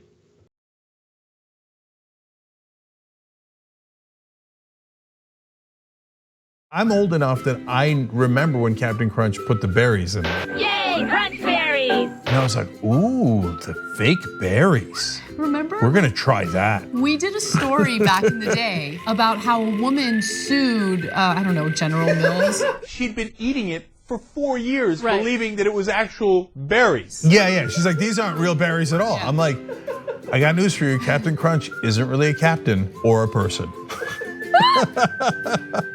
Joining me now, legendary whistleblower and American hero, Edward Snowden. First question is, hey, where are you? I'm in my apartment in Moscow. All of a sudden, in the studio, Jim Gaffigan, everybody. Mental illness is, completely undiagnosed in our society. It's not about a particular administration. It's about a broken system of power, and through that, really, the instrumentalization of a system of not justice, but injustice. People understand whether they claim to deny climate change or not. Our collective house is in crisis. We're also dealing with the legacy of 40 years of economic policies that have made people's lives more precarious. Sometimes you got to force people into their humanity.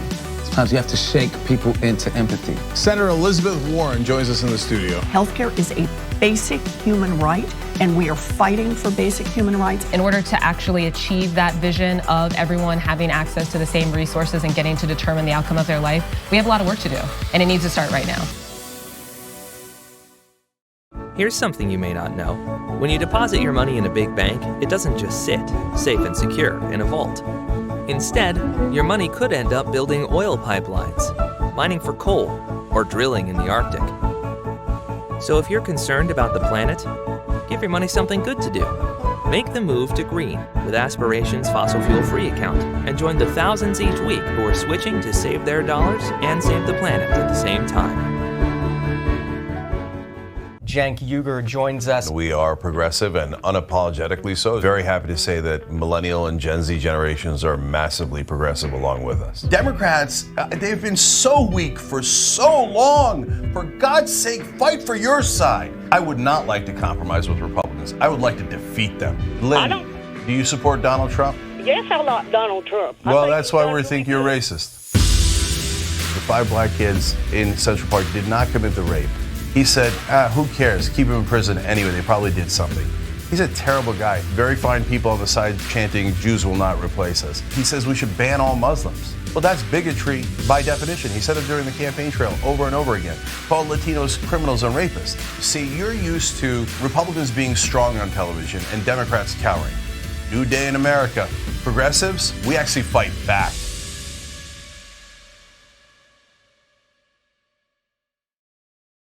ShopTYT.com has new shirts like this one. And you're thinking, Cenk, what is that one? I can't see it other than the black. Yes, so I'll show it to you.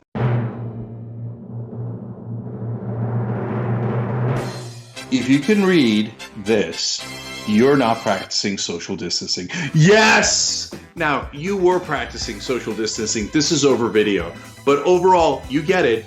ShopTYT.com. We found the perfect person to lead the army, Allison Hartson.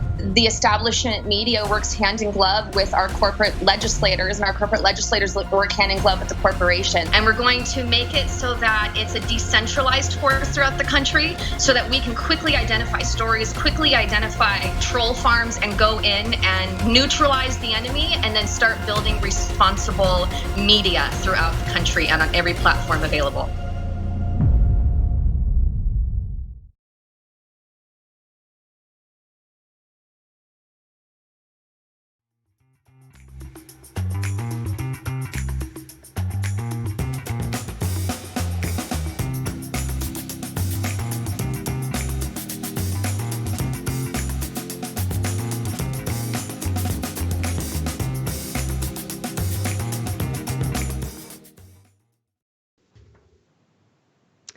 Hey everyone, welcome back to TYT. Anna and John with you.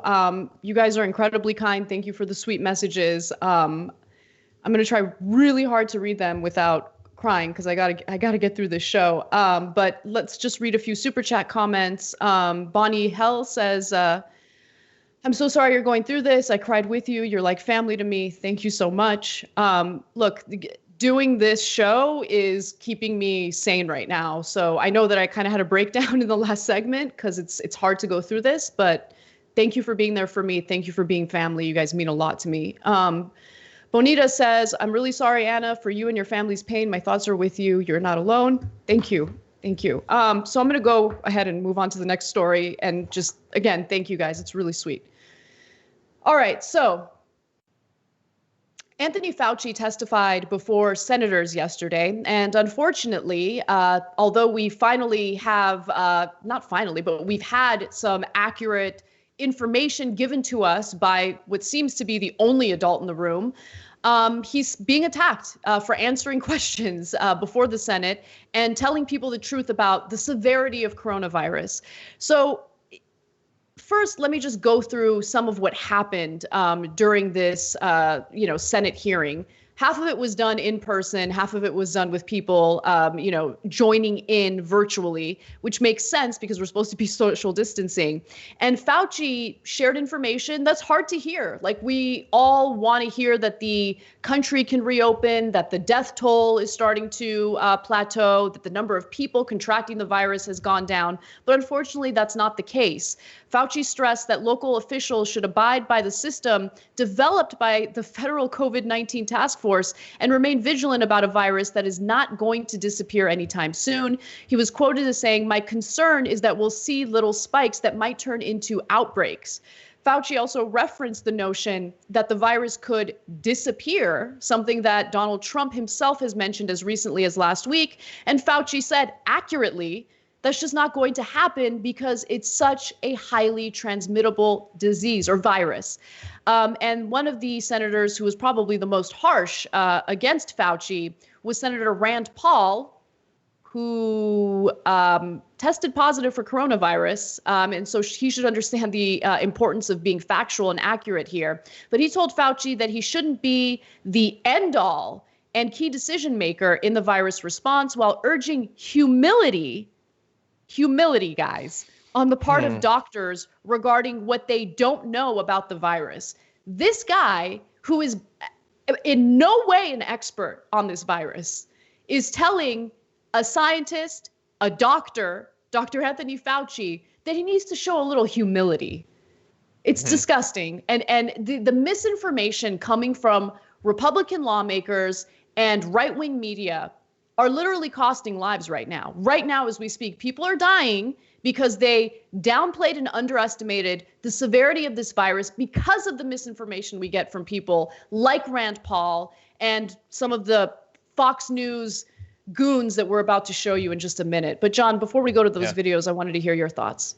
Yeah, you would hope that because he was one of the people who's been affected by it directly, if perhaps lightly, that he would take it a little bit more seriously. But while we always say that for a Republican, it has to hit incredibly close to home for you to have any chance of empathy, it's not a guarantee that even in that case, you'll have it. And Rand Paul has to weigh being serious about this. He is, after all, a trained doctor, as I've seen Republicans reminding everyone online, reminding us that he's an ophthalmologist, clearly an infectious disease expert. But anyway, theoretically, being ethical and caring about the training versus wanting Laura Ingraham to tweet nice things about him, which is what he got. And that's why he's attacking Fauci. That's why he's been tweeting about the deep state and all that stuff. He doesn't believe any of this stuff, but he likes the crazy right-wingers liking him. He certainly likes it better than when, Donald Trump was slapping around the debate stage. And so, like a lot of politicians, in the model of a Ted Cruz, he's doing what he has to be liked by his party, even if it means, hypothetically, that some people lose faith. Like Fox News viewers might lose faith in what Dr. Fauci says and then do irresponsible things and get sick and die and all of that. That's the devil's bargain that many on the right have taken over the past few months. And what always amazes me is the pure patience and class Dr. Anthony Fauci has in responding to people who antagonize him and question the science behind COVID-19.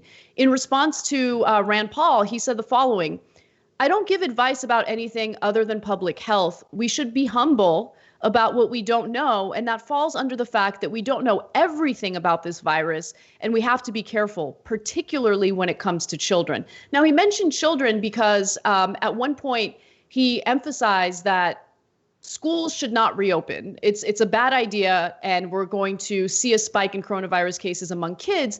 And while initially it was thought that children cannot contract the virus, there's now suspicion that the virus has mutated, and there have been children who have tested positive for coronavirus. So I understand why he comes at it from that perspective. And again, he's not thinking about, oh, what do we need to do to help the stock market? His job is very specific. What do we do to prevent as many deaths as possible?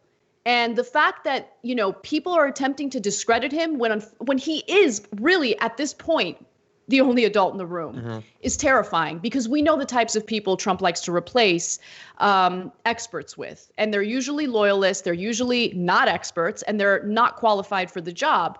And who knows who he's going to replace Anthony Fauci with? I mean, I keep mentioning Keith Abloh, who was like a fake Fox News doctor, but it's not far-fetched. I mean, I wouldn't put it past him.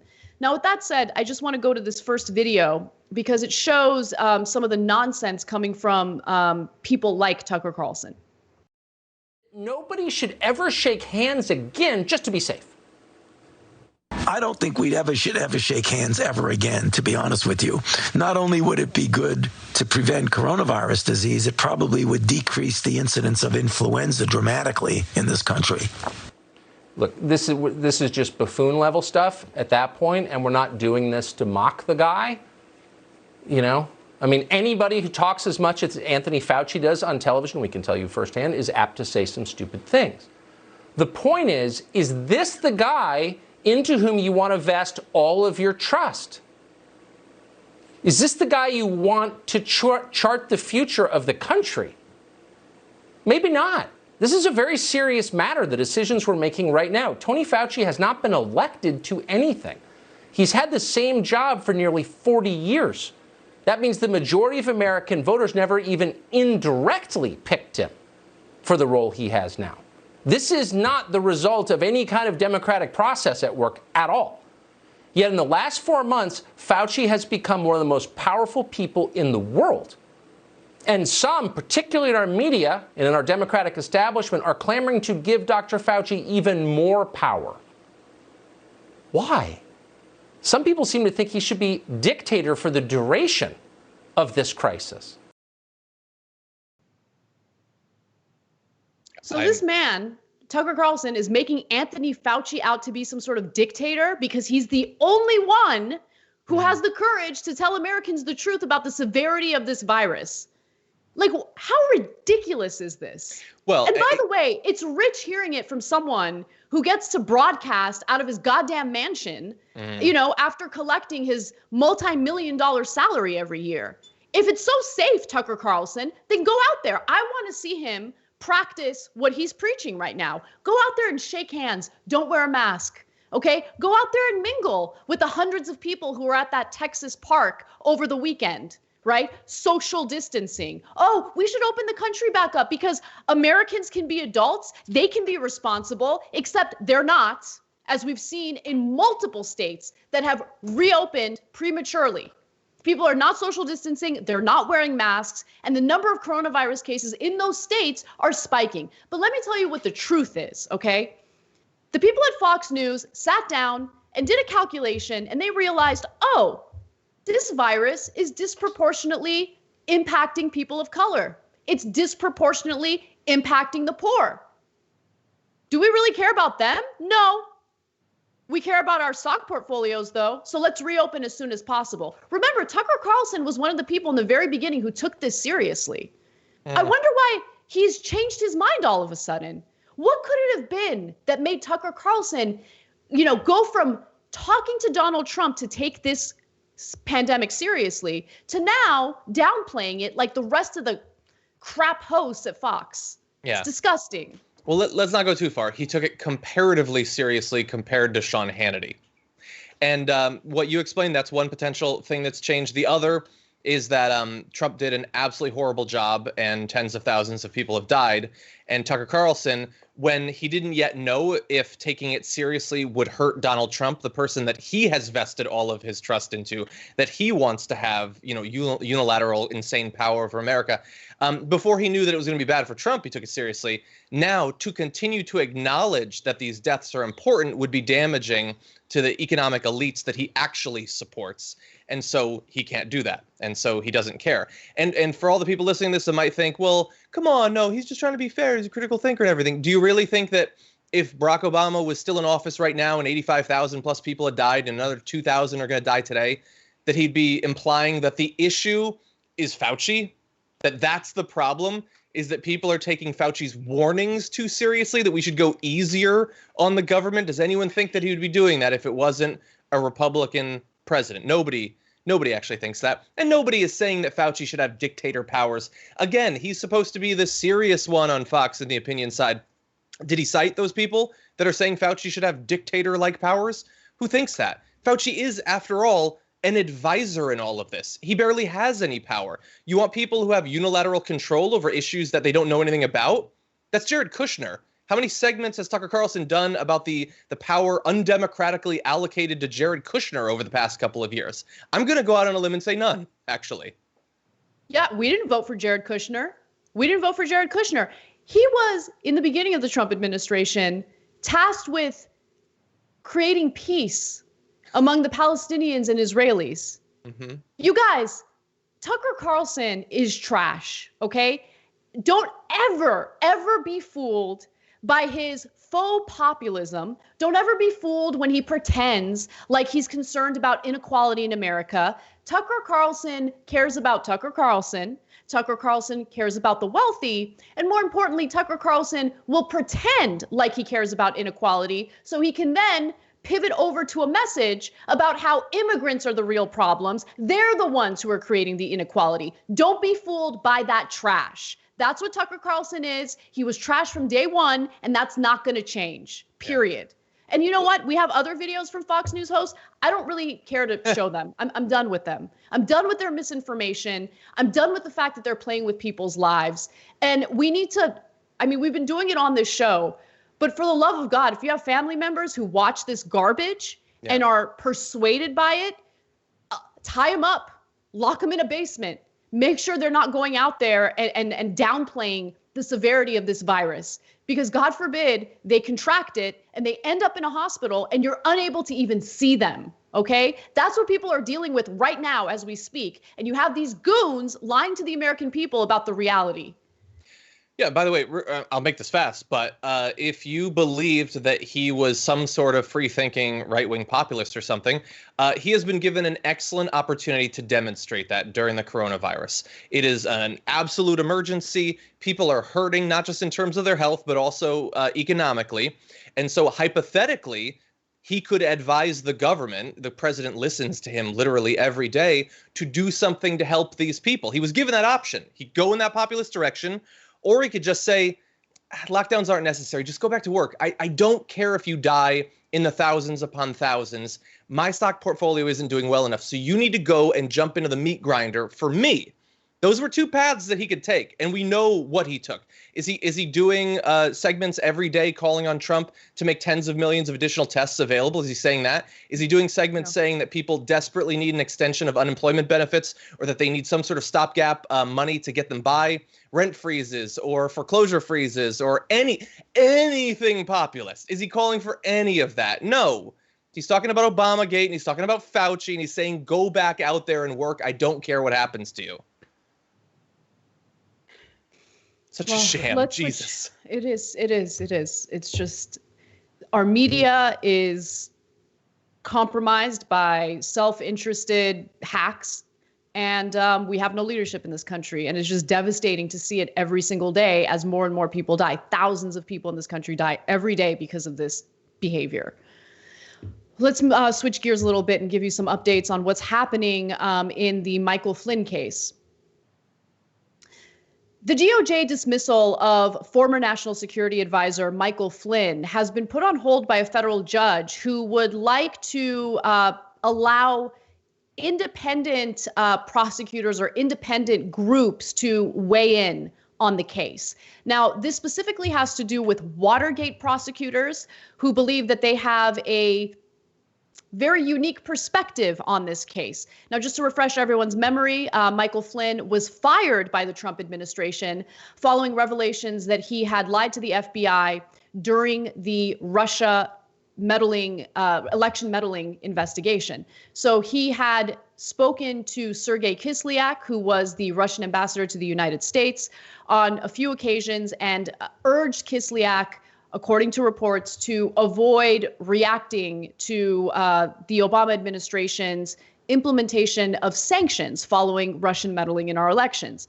Now, I've said a million times before, I don't know why he lied about that.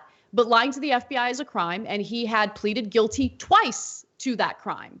And so once the DOJ decides to drop a case against a person who, A, got fired by the Trump administration, and B, has pleaded guilty twice to lying to the FBI, you got to question, like, what's going on and what are the motivations here, right? So now let me give you what the judge is doing.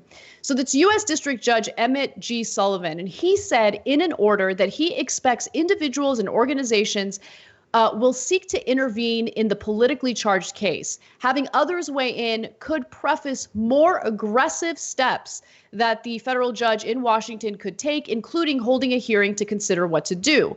Now, the action by Judge Sullivan appears to rule out immediate action on the Justice Department's decision to reverse course and throw out Flynn's December 2017 guilty plea.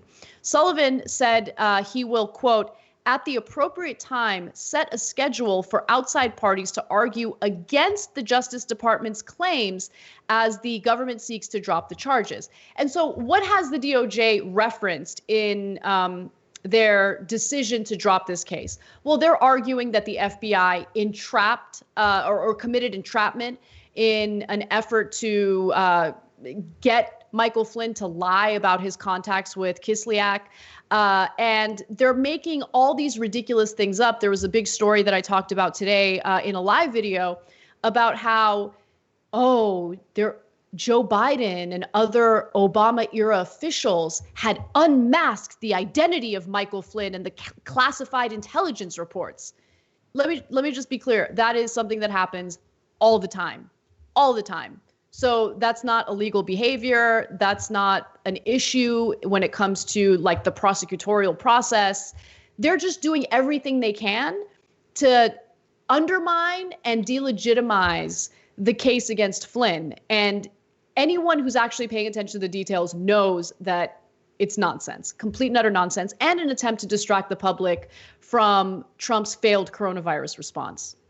Yeah, and I care about what Barr is doing. I care about the precedent that he's setting. I don't like this direction, obviously, and you shouldn't either if you want our servants in government to not flagrantly break the law, and if they do, to not face any consequences. If you want to avoid that, you should care about this too. But in this case, I think that the right wing and me has something in common. It is that I don't care about Michael Flynn at all, and I would be perfectly happy to have never heard his name for the rest of my life. I know that they think that, like, we're on the left so we hate him, like that we're just driven by wanting to, like, take him down and ruin his life. I honestly hadn't thought about him for, like, 6 months at one point. Don't care about him, not interested in him at all, and neither are they, by the way. They'll talk about him, and sure, if it was up to them, if there were two buttons they could press, one, he continues to be prosecuted, goes to jail, the other, he goes free, they'll press it, but they don't care. Like, I don't think Tucker Carlson or Sean Hannity are all that concerned, but they are very interested in using this to help Donald Trump. I think it's futile. I think it's a horrible direction they're going in. But the idea, like crafting this idea of Obamagate, which I think you just described better than I've heard anyone on the right describe what it is actually about. They will talk about it for literally hours on end without ever even indicating what they think happened or what the crime is supposed to be. They do not care about Mike Flynn at all. They think that hypothetically crafting some idea where in Obama, but also, by the way, Biden, we're breaking the law somehow, corruption, sort of, that can create an aura that they can run on. Since they're not going to run the economy anymore because that's been destroyed, and they're certainly not going to do anything having to do with your health or anything like that because they've utterly botched that. He wants to try to recreate the ground that he had in 2016 and also that he thought he would have with Ukraine. I don't think that a lot of people are thinking about that anymore, so this seems like their replacement for that. Yeah, exactly. And the fact, look, again, I love that you mentioned that it's not about protecting Flynn, or for us, it's not like, oh, we want to see Flynn in prison. It's about the rule of law, right? And it's about setting or avoiding setting a precedent that allows the executive branch and the Department of Justice to abuse its power. And what we've seen over and over again from the Trump administration is one abuse of power after the next, after the next. And what William Barr did here is just wrong. It's just wrong, especially because we're dealing with a person who not only pleaded guilty, but a person who Donald Trump fired and publicly berated for lying to Vice President Mike Pence. And so they keep doing this game where they say one thing, and then all of a sudden, when they want to distract the public from their failures, they'll say something completely different and accuse the Obama administration of criminality. It's pathetic, and I just want to make sure that people are aware of what's really happening so you don't fall for this nonsense and you don't think that there's actual justification for what William Barr did, because there is none. And if he is able to go through with this, with dropping the case against Michael Flynn, it does set a precedent and it does weaken the Department of Justice, or at least what the Department of Justice is supposed to do in carrying out the rule of law. All right, well, we got to take a break. When we come back, we have more news for you guys, including sufficient Schumer. Schumer has weighed in on the Tara Reade allegations. We're going to compare his response to that to how he responded to Brett Kavanaugh. We'll be right back. All right, we're back to the donor wall. These are the folks who gave $1,000 or more to help us in our audience fundraising drive at tyt.com/go. You guys might remember David from Chicago. He put us over the top in April. That's awesome, David. I know Anna and John gave you a shout out on the show, but I want to give you another shout out, put you on the wall. And I heard you love True North. That's awesome. I got good news about True North coming up soon for members. Ooh, fun. All right, here comes David. Made a giant difference. David gave $10,000. So we love you, brother. We love everybody who gives. Everybody's got different portions. You give $3, we love you anyway. We do shout outs for other folks at that time. So next is Gregory Jerkowski. Okay, that's a solid Eastern European name. Gregory, you're the best for contributing. We're super appreciate it. And here you go. And then we go to Brian Smith. Brian's got a fun YouTube channel. Goku Lamb Boar. Is it Genie or Guinea? But I do know this. Brian, my son loves things like Goku. So I'll take it out first. And then if it's kosher, I'll watch it with him. So thank you, Brian. Really appreciate it. Brian Smith. I hope we run out of space. It's starting to get that way. And then finally, Alex Wolf. Alex, you're kind of awesome. Thank you so much. Really appreciate it. It's almost like Alex Wolf Pack. Wolf-pack.com. All right, you guys are the best of the best. Let's keep it going. I got a little bit more space here. tyt.com/go. You're coming to my house. You're already here. You're in my house. Thank you, guys. We love you. Never in my life did I think I would like to see a dictator. But if there's going to be one, I want it to be Trump. Tick-tock, tick-tock. Where's the line? We've crossed every line you can imagine. We are a socialist country. It's socialism for the rich. Tick-tock, tick-tock. You don't have to know the truth, just believe what they tell you. There is no bounds to their monstrous hypocrisy. TikTok. I think we're going to win the Senate in 2020. And I think we're going to have the House, and I think we're going to have the presidency. TikTok. And in 2020, we're going to clean your clock, and we're going to run you out of town, and we're going to have an actual democracy in this country. November of 2020 could also be potentially the greatest day of our lives. Let us whisper of a dream.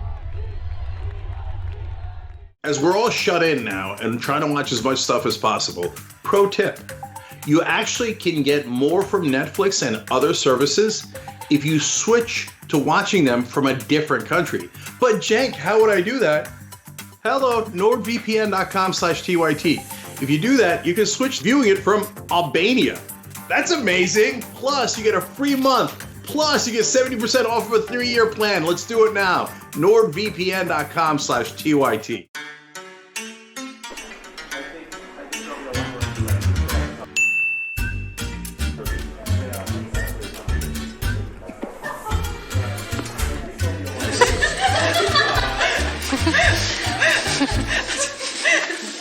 That's how you do when I smacked it back that I like. Say hi to the camera. I don't like this.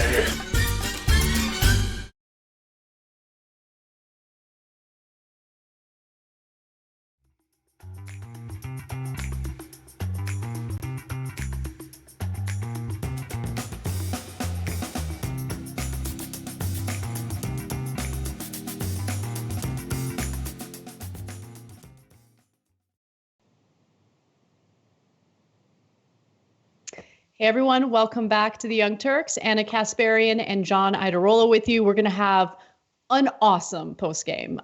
One of my favorite stories is in the postgame show. What do we do to go to restaurants while social distancing But like maybe we're like super social and maybe like we like to be in intimate settings that are like crammed with people. How do we scratch that itch? Well, one restaurant has an interesting solution for that, and it's just a fun story. I'll share that with you in the post game. Become a member. Go to tyt.com/live. Few members' comments for you guys, and then we'll move on to the rest of the news. Meg writes in and says, yes. What is 40 years of experience in infectious diseases? That's definitely not as good as getting elected. So I love that comment. In response Based to on the Tucker name of Carlson's your dad. Right. Jur says Tucker Carlson wasn't elected either, and he manages to influence policy. Hypocrite. True. And finally, Mike says, I minored in Japanese language and culture in college, and I got accustomed to a slight bow instead of shaking hands. I loved it. It's incredible. Please don't force me to touch other people's bodies to be considered polite. Yeah. Yeah. It is interesting how different cultures greet one another. Like in a lot of European cultures, you know, you do like the one cheek kiss. I know Armenians do both cheeks. Then you have like Japanese culture with the bow. And then, I don't know, Americans with like handshakes and sometimes hugs. Mm-hmm. Just random comment. Okay, let me move on. Some parts of America, it's the okay symbol. You know, just different stuff. I know. You know, the thing that sucks about the okay symbol is like, I actually like that symbol, like as an okay, just to like, I remember I would do it a lot in the studio to like give Brett like, okay, I got it. Yeah. And then, you know, the stupid right wing being what it is. I fear that someday the right wing is going to take the chef's kiss, and I just don't want that to happen. I know. All right, well, let's move on to anyone who might be tuning in now and didn't catch the rest of the show. We just spent the last 47 minutes bashing Donald Trump and all of his cronies. Just want to give you that before we get to this next story. I don't want people to have meltdowns because we're going to be critical of a Democrat. We're actually fair on this show. So with that said, let's move on to Chuck Schumer. Senate Minority Leader Chuck Schumer has decided to stick by Joe Biden, calling the former vice president's denials in response to Tara Reade sexual assault allegations sufficient. Here he is making that case. Before the Me Too movement, women were not listened to who were telling what had happened to them. Since Me Too, women are listened to. Now, I've heard Joe Biden's explanation. I think it's sufficient. I think he will be a great candidate. I think he will be a great president, and I think he'll help us take back the Senate. Okay, so there's Schumer saying, you know what, Biden's denials are sufficient. Is he not merciful? Mm-hmm. He allowed her to speak. Even though Biden had nothing to do with her speaking, she finally felt the need to come forward and share her side of the story. But look, before we get to that, I do want to just juxtapose what you saw in response to Biden's denials with how Chuck Schumer responded to Kavanaugh's denials. And in the video you're about to watch, he's specifically addressing his comments to Mitch McConnell. But what he's saying does give you a sense of the double standard that was applied in this case. So let's take a look. Instead of looking at what happened, that a young woman came forward because she felt compelled to, knowing she'd risk so much on herself, which unfortunately has happened, he seeks to blame somebody else. In this case, the Democrats. Let's remember, Dr. Ford came forward before Judge Kavanaugh was even nominated. Dr. Ford came forward and called up two people before anyone even knew of her allegations, including one, a hotline from the Washington Post, according to her testimony. And my colleague here, has engaged in a giant kabuki game. He knows how believable Dr. Ford is. He knows how the American people, a majority of them, believe Dr. Ford was telling the truth rather than Judge Kavanaugh. He knows that any focus on Dr. Ford would bring more feelings that Judge Kavanaugh is the wrong person for the Supreme Court. But he can't attack Dr. Ford because of her credibility greater than Judge Kavanaugh's. So we've gone over the allegations by Reed, and we also did extensive coverage of the allegations against Kavanaugh. I absolutely believe Dr. Christine Blasey Ford. There's no question that I believed her. That was a difficult story to report on. I also believe the allegations made by Tara Reid. But the amount of evidence in the Reid story or the Reid case is certainly more than the, corroborating witness evidence that we had in the Christine Blasey Ford case. And I just find it so fascinating how differently Tara Reid's allegations are being treated. Look, for me, I get it. People want to make this political. They want to make it about like, oh, we got to beat Donald Trump. I don't know. Maybe I'm wrong in not taking that into account when I'm assessing the allegations, because I think sexual assault allegations are serious and you should hear out what's being alleged. You should look at what evidence is being presented, and you should, because someone's life is really, on the line here, not like whether she lives or dies, but like what she went through, right? I think it's important to just take the politics out of it and just assess it fairly. And I hate the fact that it's become so clear that sexual assault and the abuse of women seems to be nothing more than a weaponized political prop. And it's gross. It really is. Yeah. Look, and I feel like this is very similar to the last time we talked about it. All we can do is what we think is our ethical duty to accurately report the news, and that's what we've done. I feel like we were consistent across both of those cases. I hate the way that Schumer talked about that, obviously. I find his comments insufficient, actually, and he'll probably be asked in the future about it, although not on CNN or MSNBC, more than likely. But now, looking at it as, I don't know what we can expect at this point. I mean, look, obviously, I think it would be very easy for the Democrats to both ensure that they have the appearance of actually caring about moral consistency when it comes to these sorts of allegations, and also pragmatically benefit themselves likely in the election by choosing another candidate, a candidate who's not going to have lingering doubts and questions about this for the rest of the election. They could do that. They're not going to do that, clearly. What we in the news have done is try to do our best to make sure that people know about the story. And, I saw a poll showing that 86% of those polled were familiar with the story now. So I think that to the extent that that's possible, that has been done. But it also shakes down to about a third believe it, a third don't believe it, and a third don't know what to believe. And it doesn't appear at this point that anything is likely to come up that is going to drastically shift that. And so that sort of leads to even more frustration, knowing that we've talked about the story, we've described to the best of our ability, and it looks like the country is breaking down into the same sort of camps that they always do. They shift which camp they're in depending on who's being accused, obviously, but it always seems to be so contingent on the perceived political consequences. Yeah, and I think and I know you hate this word because it's been misused so much by dishonest people, but I think the neoliberal project has always been, yeah, we agree with Republicans on all of these economic policies, but what makes us better is that we look out for the disenfranchised. We want to protect people from abuse. We want to make sure that we give women a voice.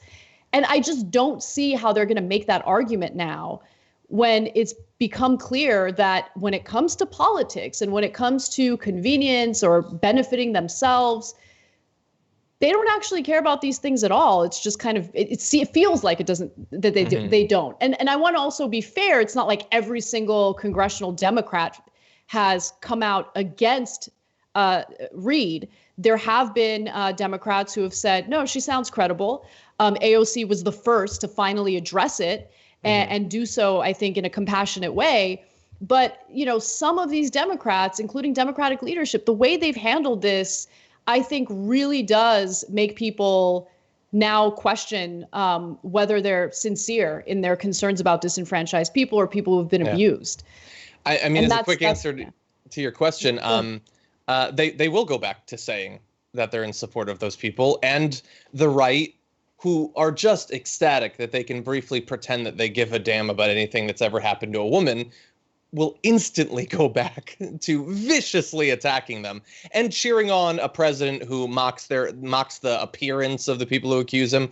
They can't wait to turn back to that. This was a fun little game that they played, and then they'll go back to not caring. Both sides will go back, and we'll be left as one of the few who are trying to be consistent across the entire thing. Yeah. Well, let's move on to our final story. We only have a few minutes left, but I want to make sure we cover it. All right.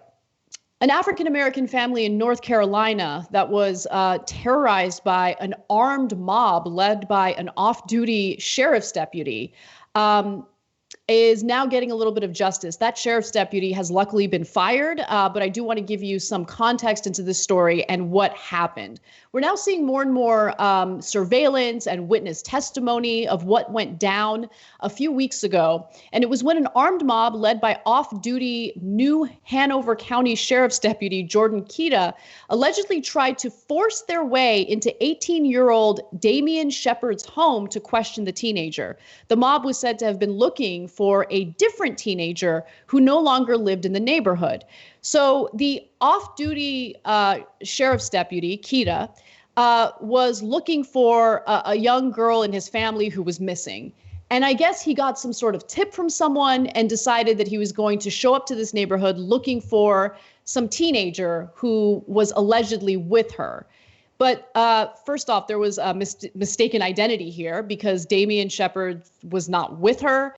And it turned out that the young girl ended up going back home. So I don't know what ended up happening with her, but you have this armed mob of 12 to 15 people showing up to this family's home, while they're armed, demanding that the family let them into the home to look for this girl. And the family was terrified. Luckily, no one got hurt. But considering the weapons that were involved, including an AR-15 semi-automatic rifle, one person had a shotgun, you have this unhinged, unruly, off-duty cop who's trying to take matters into his own hands and carry out vigilante justice. He was out of his jurisdiction. I mean, they're like terrorizing this family. And, luckily there's been some justice because the sheriff's deputy has been fired and there are charges against him now. But the reason why you probably didn't hear about this story is because the local police weren't planning on doing anything about it until there was enough media attention to do something about it. So, Jono, I'm going to give you some of the witness accounts in just a minute. But, I mean, did you hear about this story? I mean, a videotape has to come out to have any chance, to have the minimal chance. I mean, we saw that obviously in the Arbery case as well.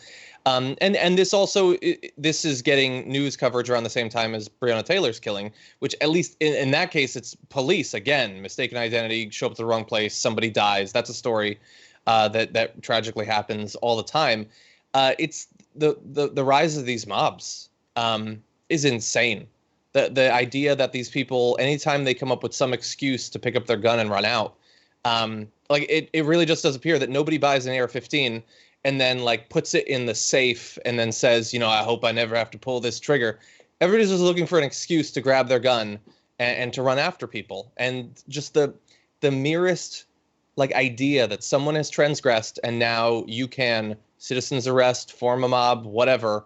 I really hope that the stories that have cropped up over the past month are true exceptions and that this doesn't become the norm under Trump. Right. And people luckily have been sharing their Nest surveillance to show what the scene looked like when the mob arrived. But just one quick comment from a witness. I saw a bunch of guys jumping out of their vehicles, grabbing firearms. They seemed unorganized, just a bunch of people grabbing guns and running around. I saw a guy run to his truck to the front driveway, run back to his truck and grab an AR-15 and run back to their house. And after a little bit, I saw him run back into his truck and throw his gun in the back seat, maybe after he realized it was the wrong house. People are going to die from these vigilante white mobs terrorizing Black people. We've already seen it happen, and it needs to stop. There needs to be charges. There needs to be consequences. The post game is next.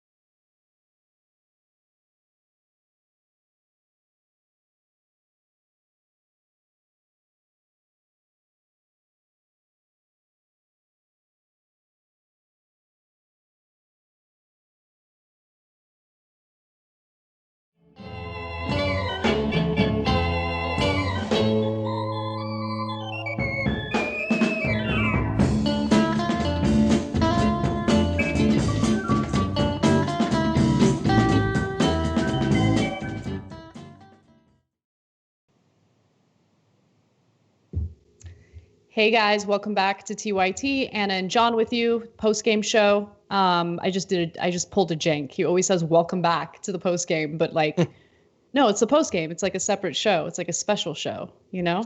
It's like after hours. You know? Exactly. And that's why we're doing no news. We're just having fun, chit-chatting. That's all we're doing. We're going to get there. Well, we're going to go back to the post games that I dream about. I know some of our members love that we cover additional news stories in the post game. And honestly, right now we have to, because 1 hour isn't enough to cover everything we want to cover. But I really like the post game because it's like an opportunity to just let loose and talk amongst family, you know, like it has that family feel. And it would also be nice because back when we used to do it as an opportunity to just have fun, catch up and all that, we were actively seeing each other, occasionally hanging out, talking quite a bit. Now that's been cut down to almost nothing. Like it would be nice to have a 25-minute period to do that. I'm so jealous of like, because I'm jealous of how good you are with tech, because like I know you're doing social things on Twitch, and a little bit, some I Zoom stuff. I want to do social things too. Do some Discord. we played some Jackbox games. Just, I like Jackbox. Jackbox is good. That's a fun. Let's do it. Yeah, we should. Brett's Obviously the not on master a of the Friday Jackbox. night. Yeah, that's true. But yeah, at some point we can. Okay, cool. So let's get the work out of the way, and then maybe if we have some time left, we can connect on other things. But this is a story that caught my attention yesterday, and I wanted to have an opportunity to discuss it today. So Donald Trump has not been very helpful to states seeking help on various things, including medical supplies, funding, just like the basics to get through this overwhelming pandemic. And it's interesting that his response to these governors recently was, you know what you should do? You should thank me. I've been awesome. Now, it's not like far-fetched for Trump to do something like that. That's just fundamentally who he is. But get a load of this tweet. He said, remember this.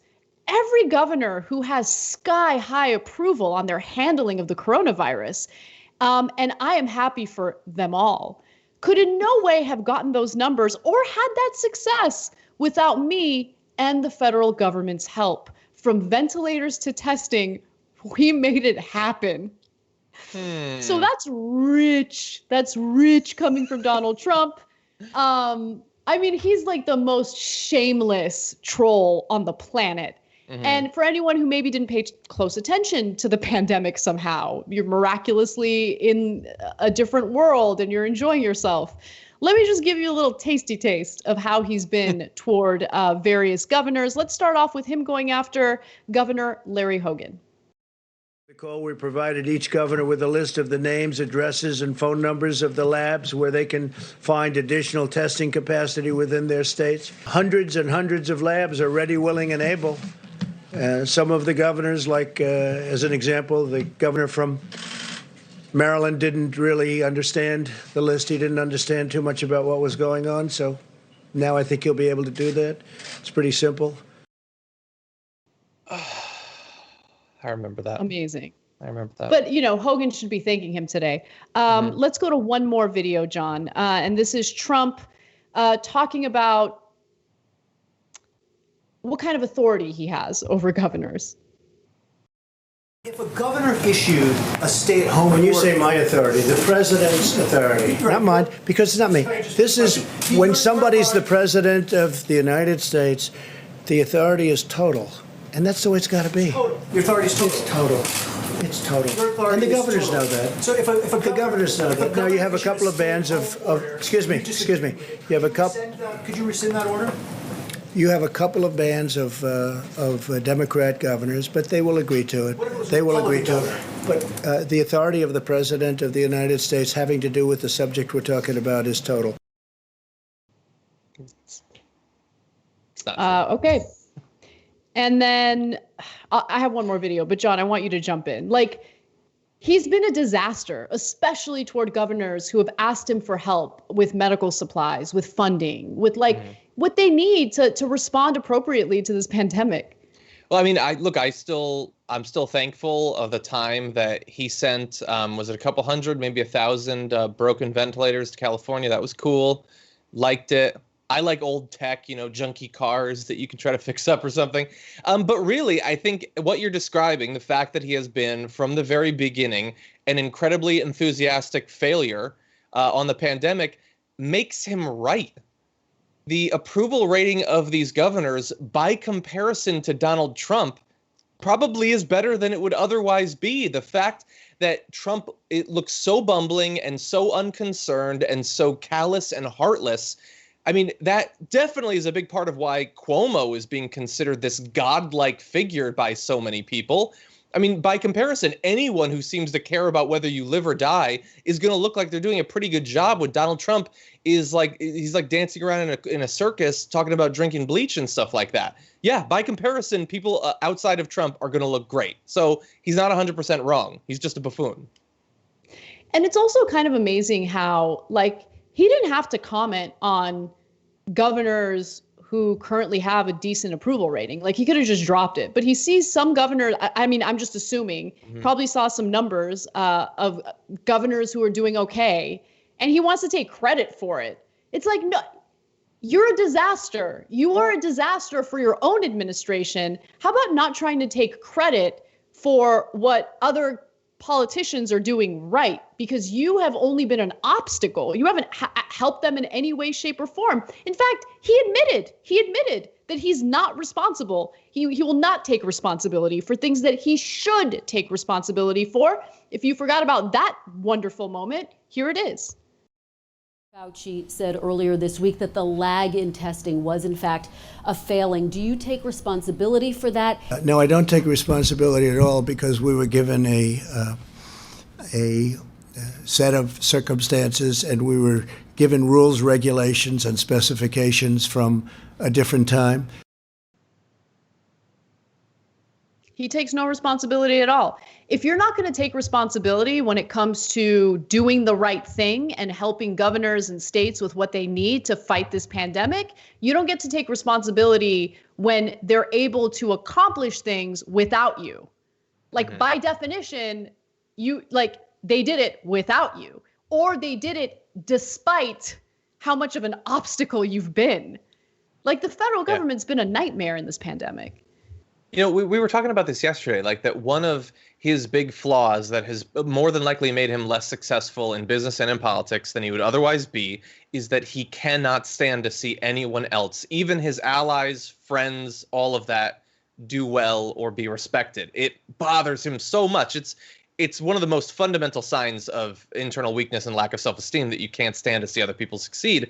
But you're seeing it here. Look, some of the governors that are getting high approval ratings are Democrats. Okay, he's going to hate that. But some of them are Republicans, and he can't stand that either, which is why if you're a Republican watching this and you're planning to run for president someday, like let's imagine that Trump loses and then in 2.5 years, like Cruz is the candidate or something. Like, you would have to be the dumbest person in the country to think that he's going to do literally anything to get you elected. Like, that he's going to give a speech about how awesome you are and stump for you and try to get you to be. Like, it's not going to happen. He doesn't care about anyone other than himself. No one doesn't care about anyone. And all he's thinking about right now is, what do I do to minimize how much this is going to impact me for this upcoming election? That's it. That's it. And it doesn't matter that more and more people are dying. How can I manipulate the numbers so it doesn't seem like the death toll is as high as it is? How can I take credit for politicians doing things right, even though I've been an obstacle? He's been a nightmare. We need to get him out. And despite how critical I've been of Joe Biden, and I will continue to be critical when it makes sense and when it's fair to be critical, I do understand how devastating and how disastrous it would be to have someone like Donald Trump reelected for a second term. I don't think that this country can withstand that. And I don't know. I just wish the Democratic Party was a little more strategic, capable, intelligent. Strategic, just intelligent, like just better overall in, propping up at least propping up a candidate who isn't as deeply flawed as Biden, because there is a lot on the line. But this is what we're dealing with. Hey, super fast go ahead. To make you feel better. I saw a headline. I just retweeted it. Biden is calling for rent and mortgage payments to be canceled during the pandemic. Not postponed, but canceled. That's good. Yeah. A lot of really good politicians like AOC have been calling for that. Ilhan Omar have been calling for that. Yeah, get it done. Get it done. Okay, I can say all sorts of things. Anyone can say all sorts of things. Democrats have told us all sorts of things. But like, they never get it done. And more often than not, it is politicians like Joe Biden who actually do the exact opposite.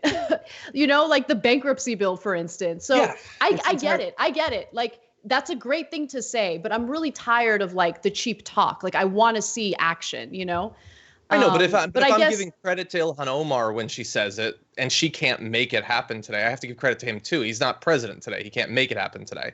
I totally get that. Talk is not the end of it, but we want them to at least say the right, especially since this is a campaign. Like, what you are saying you're going to do is really what you have. And up until 5 minutes ago, he hadn't said anything that impressed me in literally weeks. So Yeah, I'm trying to provide the right incentives to him to the extent that I can.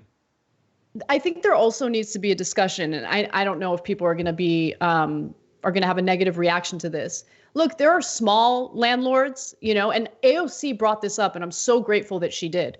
Small landlords, like a family or one person who owns like one like a small building or a house that they rent out or whatever, and that's like literally their only income. If they're not able to get any type of income from rent, then they're still expected to pay the water bill and the electricity for their tenants. Like there needs to be some relief, not for these massive landlords that are like, you know, these corporations. I'm talking about my dad. Like, honestly, I'm talking about my dad because he's not collecting rent from his tenants, but he also he's got to pay the utility bills. How is he going to do that? And how is he going to provide for himself? And I just feel like there's a lot of commentary coming from politicians who want to look out for renters, which is the right thing to do. But we also need to like expand that conversation a little bit to see what kind of like relief we can give to small landlords who are really struggling right now as well. Anyways. No, screw them. Yes, of course. I agree. Yeah. All right. Well, because let me tell you something, paying everybody's bills is not an easy thing to do with TYT's salary. You know what I'm saying? Like everyone's hurting right now. So anyway, we need to think about just like the domino effect that everything has and make sure that everyone has the relief that they desperately need. Let's talk about mannequins. This is my favorite story of the day. This is all I wanted to talk about. So some restaurants are able to reopen, even though this coronavirus pandemic is ongoing. But when they do, they have to incorporate social distancing guidelines in order to keep their patrons safe. That's the right thing to do. But what happens if, let's say you're a super social person who's really weird? I don't really understand these people, and they like to be around a lot of people. Like, you're a weirdo, I'm judging you, but it's okay. It's just your weird, preference. Well, there is a solution at the Inn at Little Washington. This is a restaurant in DC, and it has 3 Michelin stars. I think that's what it's called. Mm-hmm. And what they're doing is they are using mannequins to make you feel like there are more people in the restaurant than there actually are. And we have super creepy images to show you. So there it is. No, but Brett is doing the right thing here. He is. Look, I didn't notice that. Why is he kneeling? There's a mannequin. There's a mannequin proposing. Oh, I couldn't tell. I thought that's weird. And why is it so weird? Oh, thank you, Brett. That was useful. Like the animation. I would want to social distance from this situation as much as possible. Like, I do not want to be in a restaurant full of like fancily dressed mannequins. Like, it's so insane. I love these like live zooms now. I know. It is pretty cool. What that photo should be is like the product of the chef living at the restaurant for 6 months under quarantine and like losing it. So he sets up all these mannequins. It shouldn't be a business plan going forward. But let me ask you questions.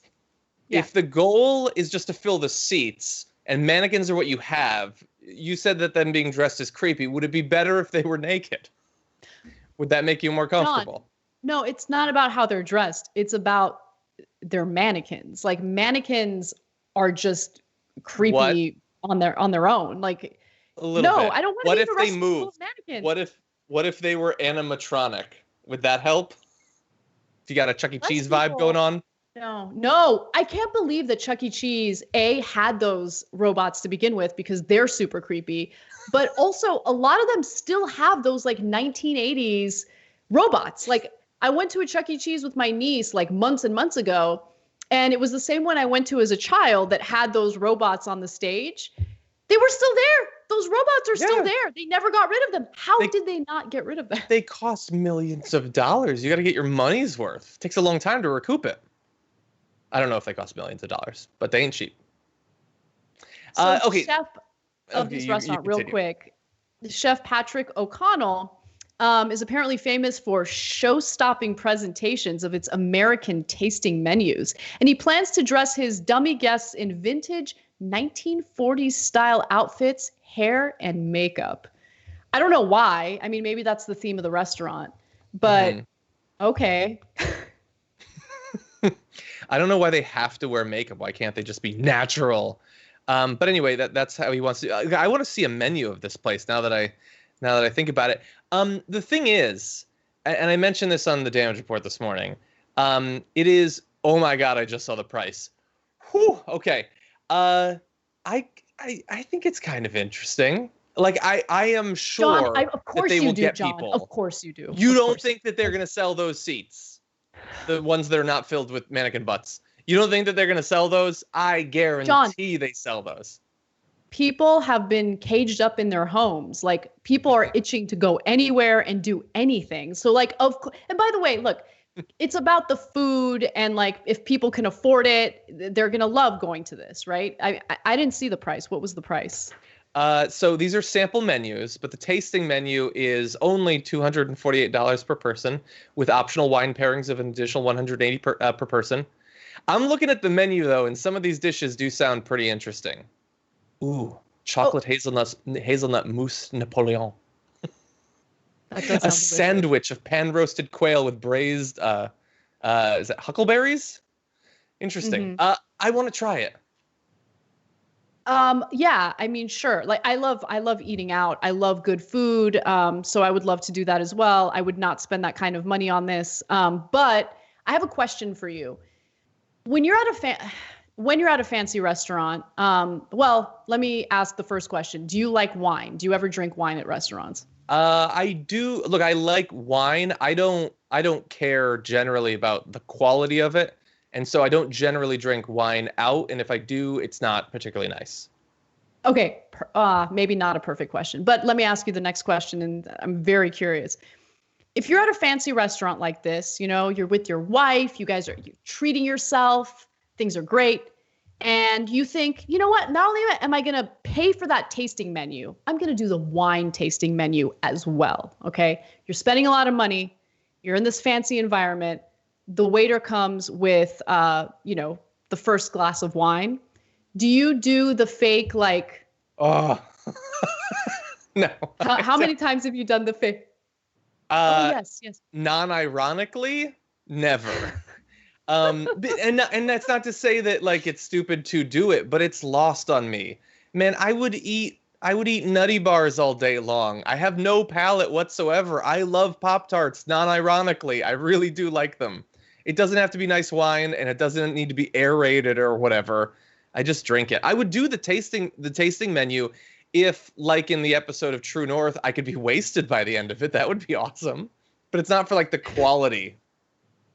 Yeah, I totally hear you. Like, I know that maybe people have superior palates and they can taste the notes of whatever, apricot or chocolate or whatever they pretend like they can taste. Yeah, exactly. But like, I used to pretend because I felt obligated or pressured, like I have to pretend like I know what I'm doing and tasting this wine. But I'm proud of myself. Like, I've owned up to not knowing the difference between a good wine and a bad wine. And I just tell the waiter, like, yeah, just it's not like rotting, right? Okay, good. Well, it kind of is, but yeah. Interesting. Fermenting. Yeah, but it's just, this story is crazy. And I think it's definitely going to help him with his business. People love this like gimmicky stuff. Exactly. Yeah. I just want to add one more thing. I'm sure that you saw it, but one of the things that sort of makes me a little bit sad is that it's not just that they're going to set up the mannequins or whatever. It's that the waiters are going to be talking to the mannequins around you, like welcoming them to the restaurant, asking them how their day was and stuff like that, pouring them wine, presumably putting food in front of them, I would assume. Like, and this is going to be going on with you as one of the 8 humans in the room. They're going to be having these conversations with these corpses. I'm so happy that you reminded me about that part of the story, because it's so American to do that. Mm-hmm. Like, Americans love to pretend. Like, yeah, there's a pandemic happening, and our lives might be forever changed, and we need to do this whole social distancing thing. But let's pretend like that's not happening. Mm-hmm. Let's put mannequins in these seats and treat them like they're living, breathing human beings. Fake it till you make it. Yeah. Look, I'm joking. I honestly, I don't have a problem with it. They desperately need to get people to come back in. The gimmick is cool. It's a little bit creepy, but you know what? See if it works. And I think that it probably will. All right. Well, let's cap the show with a story about dumb people. So, due to the coronavirus pandemic, the cruise industry is understandably hurting. People have not been able to go on cruises. Those who were unlucky enough to be stuck on a cruise during the pandemic had to deal with this nightmare scenario where no one wanted them to get off the ship in their state. People were stuck in a situation where they were like basically running low on food. They were stuck in their cabins. And you would think, right? You would think after all of that, people would never feel, or at least wouldn't feel comfortable, booking another cruise for a while. Like people need to forget about this traumatic situation. But no, apparently not. Turns out that cruise bookings, and look, this number is a little skewed. I'll tell you why in just a minute, but cruise bookings jumped 600% after Carnival Cruise announced its plans to resume starting in August, right? So they're going to start cruising again in August. And they've allowed people to start buying tickets for those cruises, and people are buying tickets for those cruises. Now, keep in mind, by the way, in Los Angeles, the stay-at-home order is going to be in effect for the next 3 months. So things won't even start opening back up until around August, if we're lucky. I mean, honestly, like the lack of leadership on a federal level, the lack of testing that we have could even extend it further. But like, who are these people booking cruises right now? Like, how insane is that? I Why? mean, because you just want to get out, man. You want to see the world. Like, think about it. Like, you want to get out and see something, but you don't have much money because, economy's collapsed and everything. Well, cruises are going to be cheap, especially right now because they're so desperate to get people in there. Yeah, they're about $28 a night. So you're right about the price. People are probably want to get one of those spots. By that. Dude, cruises, can I have a sea view? I gotta be honest, cruises aren't great even when we're not dealing with a pandemic. Like I actually did go on a cruise in late February, but it was a family thing. A family member was turning 60. Luckily, no one got infected by the virus, or at least not that we know of. Everyone's safe and healthy right now. But like, if it weren't a family thing, I don't think I'll ever book a cruise again. Like, they're not great, especially if you want to see the world. Like, you can basically wander around whichever city the ship stops in for like 5 hours, and then you got to go back. Like, I just don't get the appeal of cruises. The food is crap. Like, it's terrible food unless you pay extra for the specialty restaurants. Like, why are people doing this? Good. And like, I think a lot of people do just want a few hours to like walk through it. Like, what if you want to experience culture, but not the actual culture, and not even like the museums or anything, but you just want to sort of walk through the seaside part of a town and then get back on the boat? It's perfect for you if that's what you want. You get to see a whole bunch of them. I've always heard the food is good. I've never been on a cruise, and after my experience in the Arctic on a boat, I don't want to necessarily. But I get the appeal of it. And then you see the commercials, and it's like they've got water slides and movie theaters and golf and everything. It seems interesting. It's like being on a spaceship. I think that there is a demographic that loves cruises and certainly benefits from going on a cruise, and that's like older people, right? Because it's easier. Like, it's not, oh, I'm going to backpack through Europe. Like, that's exhausting and difficult. And, I get it. If you're a senior citizen, you enjoy cruises, it's perfect. But the people who have booked these particular cruises that we're talking about right now are in their 30s. And so since they're younger, they're just assuming, well, I'm young, I'm healthy, I'm not too worried about coronavirus. But you should be, because there are people in their 30s contracting the virus and dying. We're now hearing about kids contracting the virus and dying. And so I want to give you a few statements from reports about this. So the cruise planners representative said those making bookings were generally younger and healthy and thus, quote, not a bit concerned about traveling at this time. The rep also said a pent-up desire for traveling, as you mentioned, John, after being cooped up in lockdown for so long, has played a part in the surge of bookings. Now, when they say that cruise bookings jumped 600%, I mean, there have been no cruise bookings. That's so true. if it was like, yeah, so it's not like, oh, wow, things were normal with bookings. And then all of a sudden, like there was a 600% jump. That's not the case. But this story is still worth talking about because it shows that there are still people willing to book tickets to these cruises, even after those like nightmare stories about people stuck on those ships were all over the place and horrifying. And by the way, there were nightmare stories about people being stuck on these ships before the nightmare stories about them being stuck because of coronavirus. It was already a thing. I know it's low probability or whatever. But in terms of the people who are doing it, some are just overconfident, I guess, because they're younger. But also, they've been misinformed. Tens of millions of Americans have been told that this thing isn't that deadly. You don't have to worry about it, especially if you're not young. Quarantines aren't necessary. You don't have to wear a mask. You shouldn't socially distance. They've been lied to and lied to and lied to. And some of them go on cruises. That's it. I mean, a lot more of this is going to manifest in people being irresponsible in their everyday life, going to restaurants and movie theaters and trying to pack all these things, pack parks and pack beaches and all of that. The cruises are going to be a small version of that, but it's the most extreme version of what you have when so many people have been lied to and trust the wrong people. Exactly. And just for those who might wonder, well, what does the federal government have to say about this? Keep in mind that the CDC does have a stay-at-home order, or I should say a no-sale order, which will end July 24th. So I think that was based on a lot of assumptions that I don't think are going to come to fruition by that date. But we'll see what happens. Again, it's now been several months. We still don't have widespread testing available. We're still unable to do contact tracing, and we still do not have a vaccine and are unlikely to have a vaccine for, I read a story about 5 years, which is terrifying. I don't know how true that is, but we're nowhere near having a vaccine as of today. So these are all things to take into consideration. If you're young and healthy and you thought about booking a cruise or doing this type of travel, please don't. And just take care of yourself, take care of your family, and stay home if you can. Yeah. All right. That does it for the show today. John, as always, thanks for doing the show with me. I love Wednesdays because I get to do the show with you. And everyone else, thank you for all your kindness and your support today. I appreciate it. Have a great night. We'll see you tomorrow.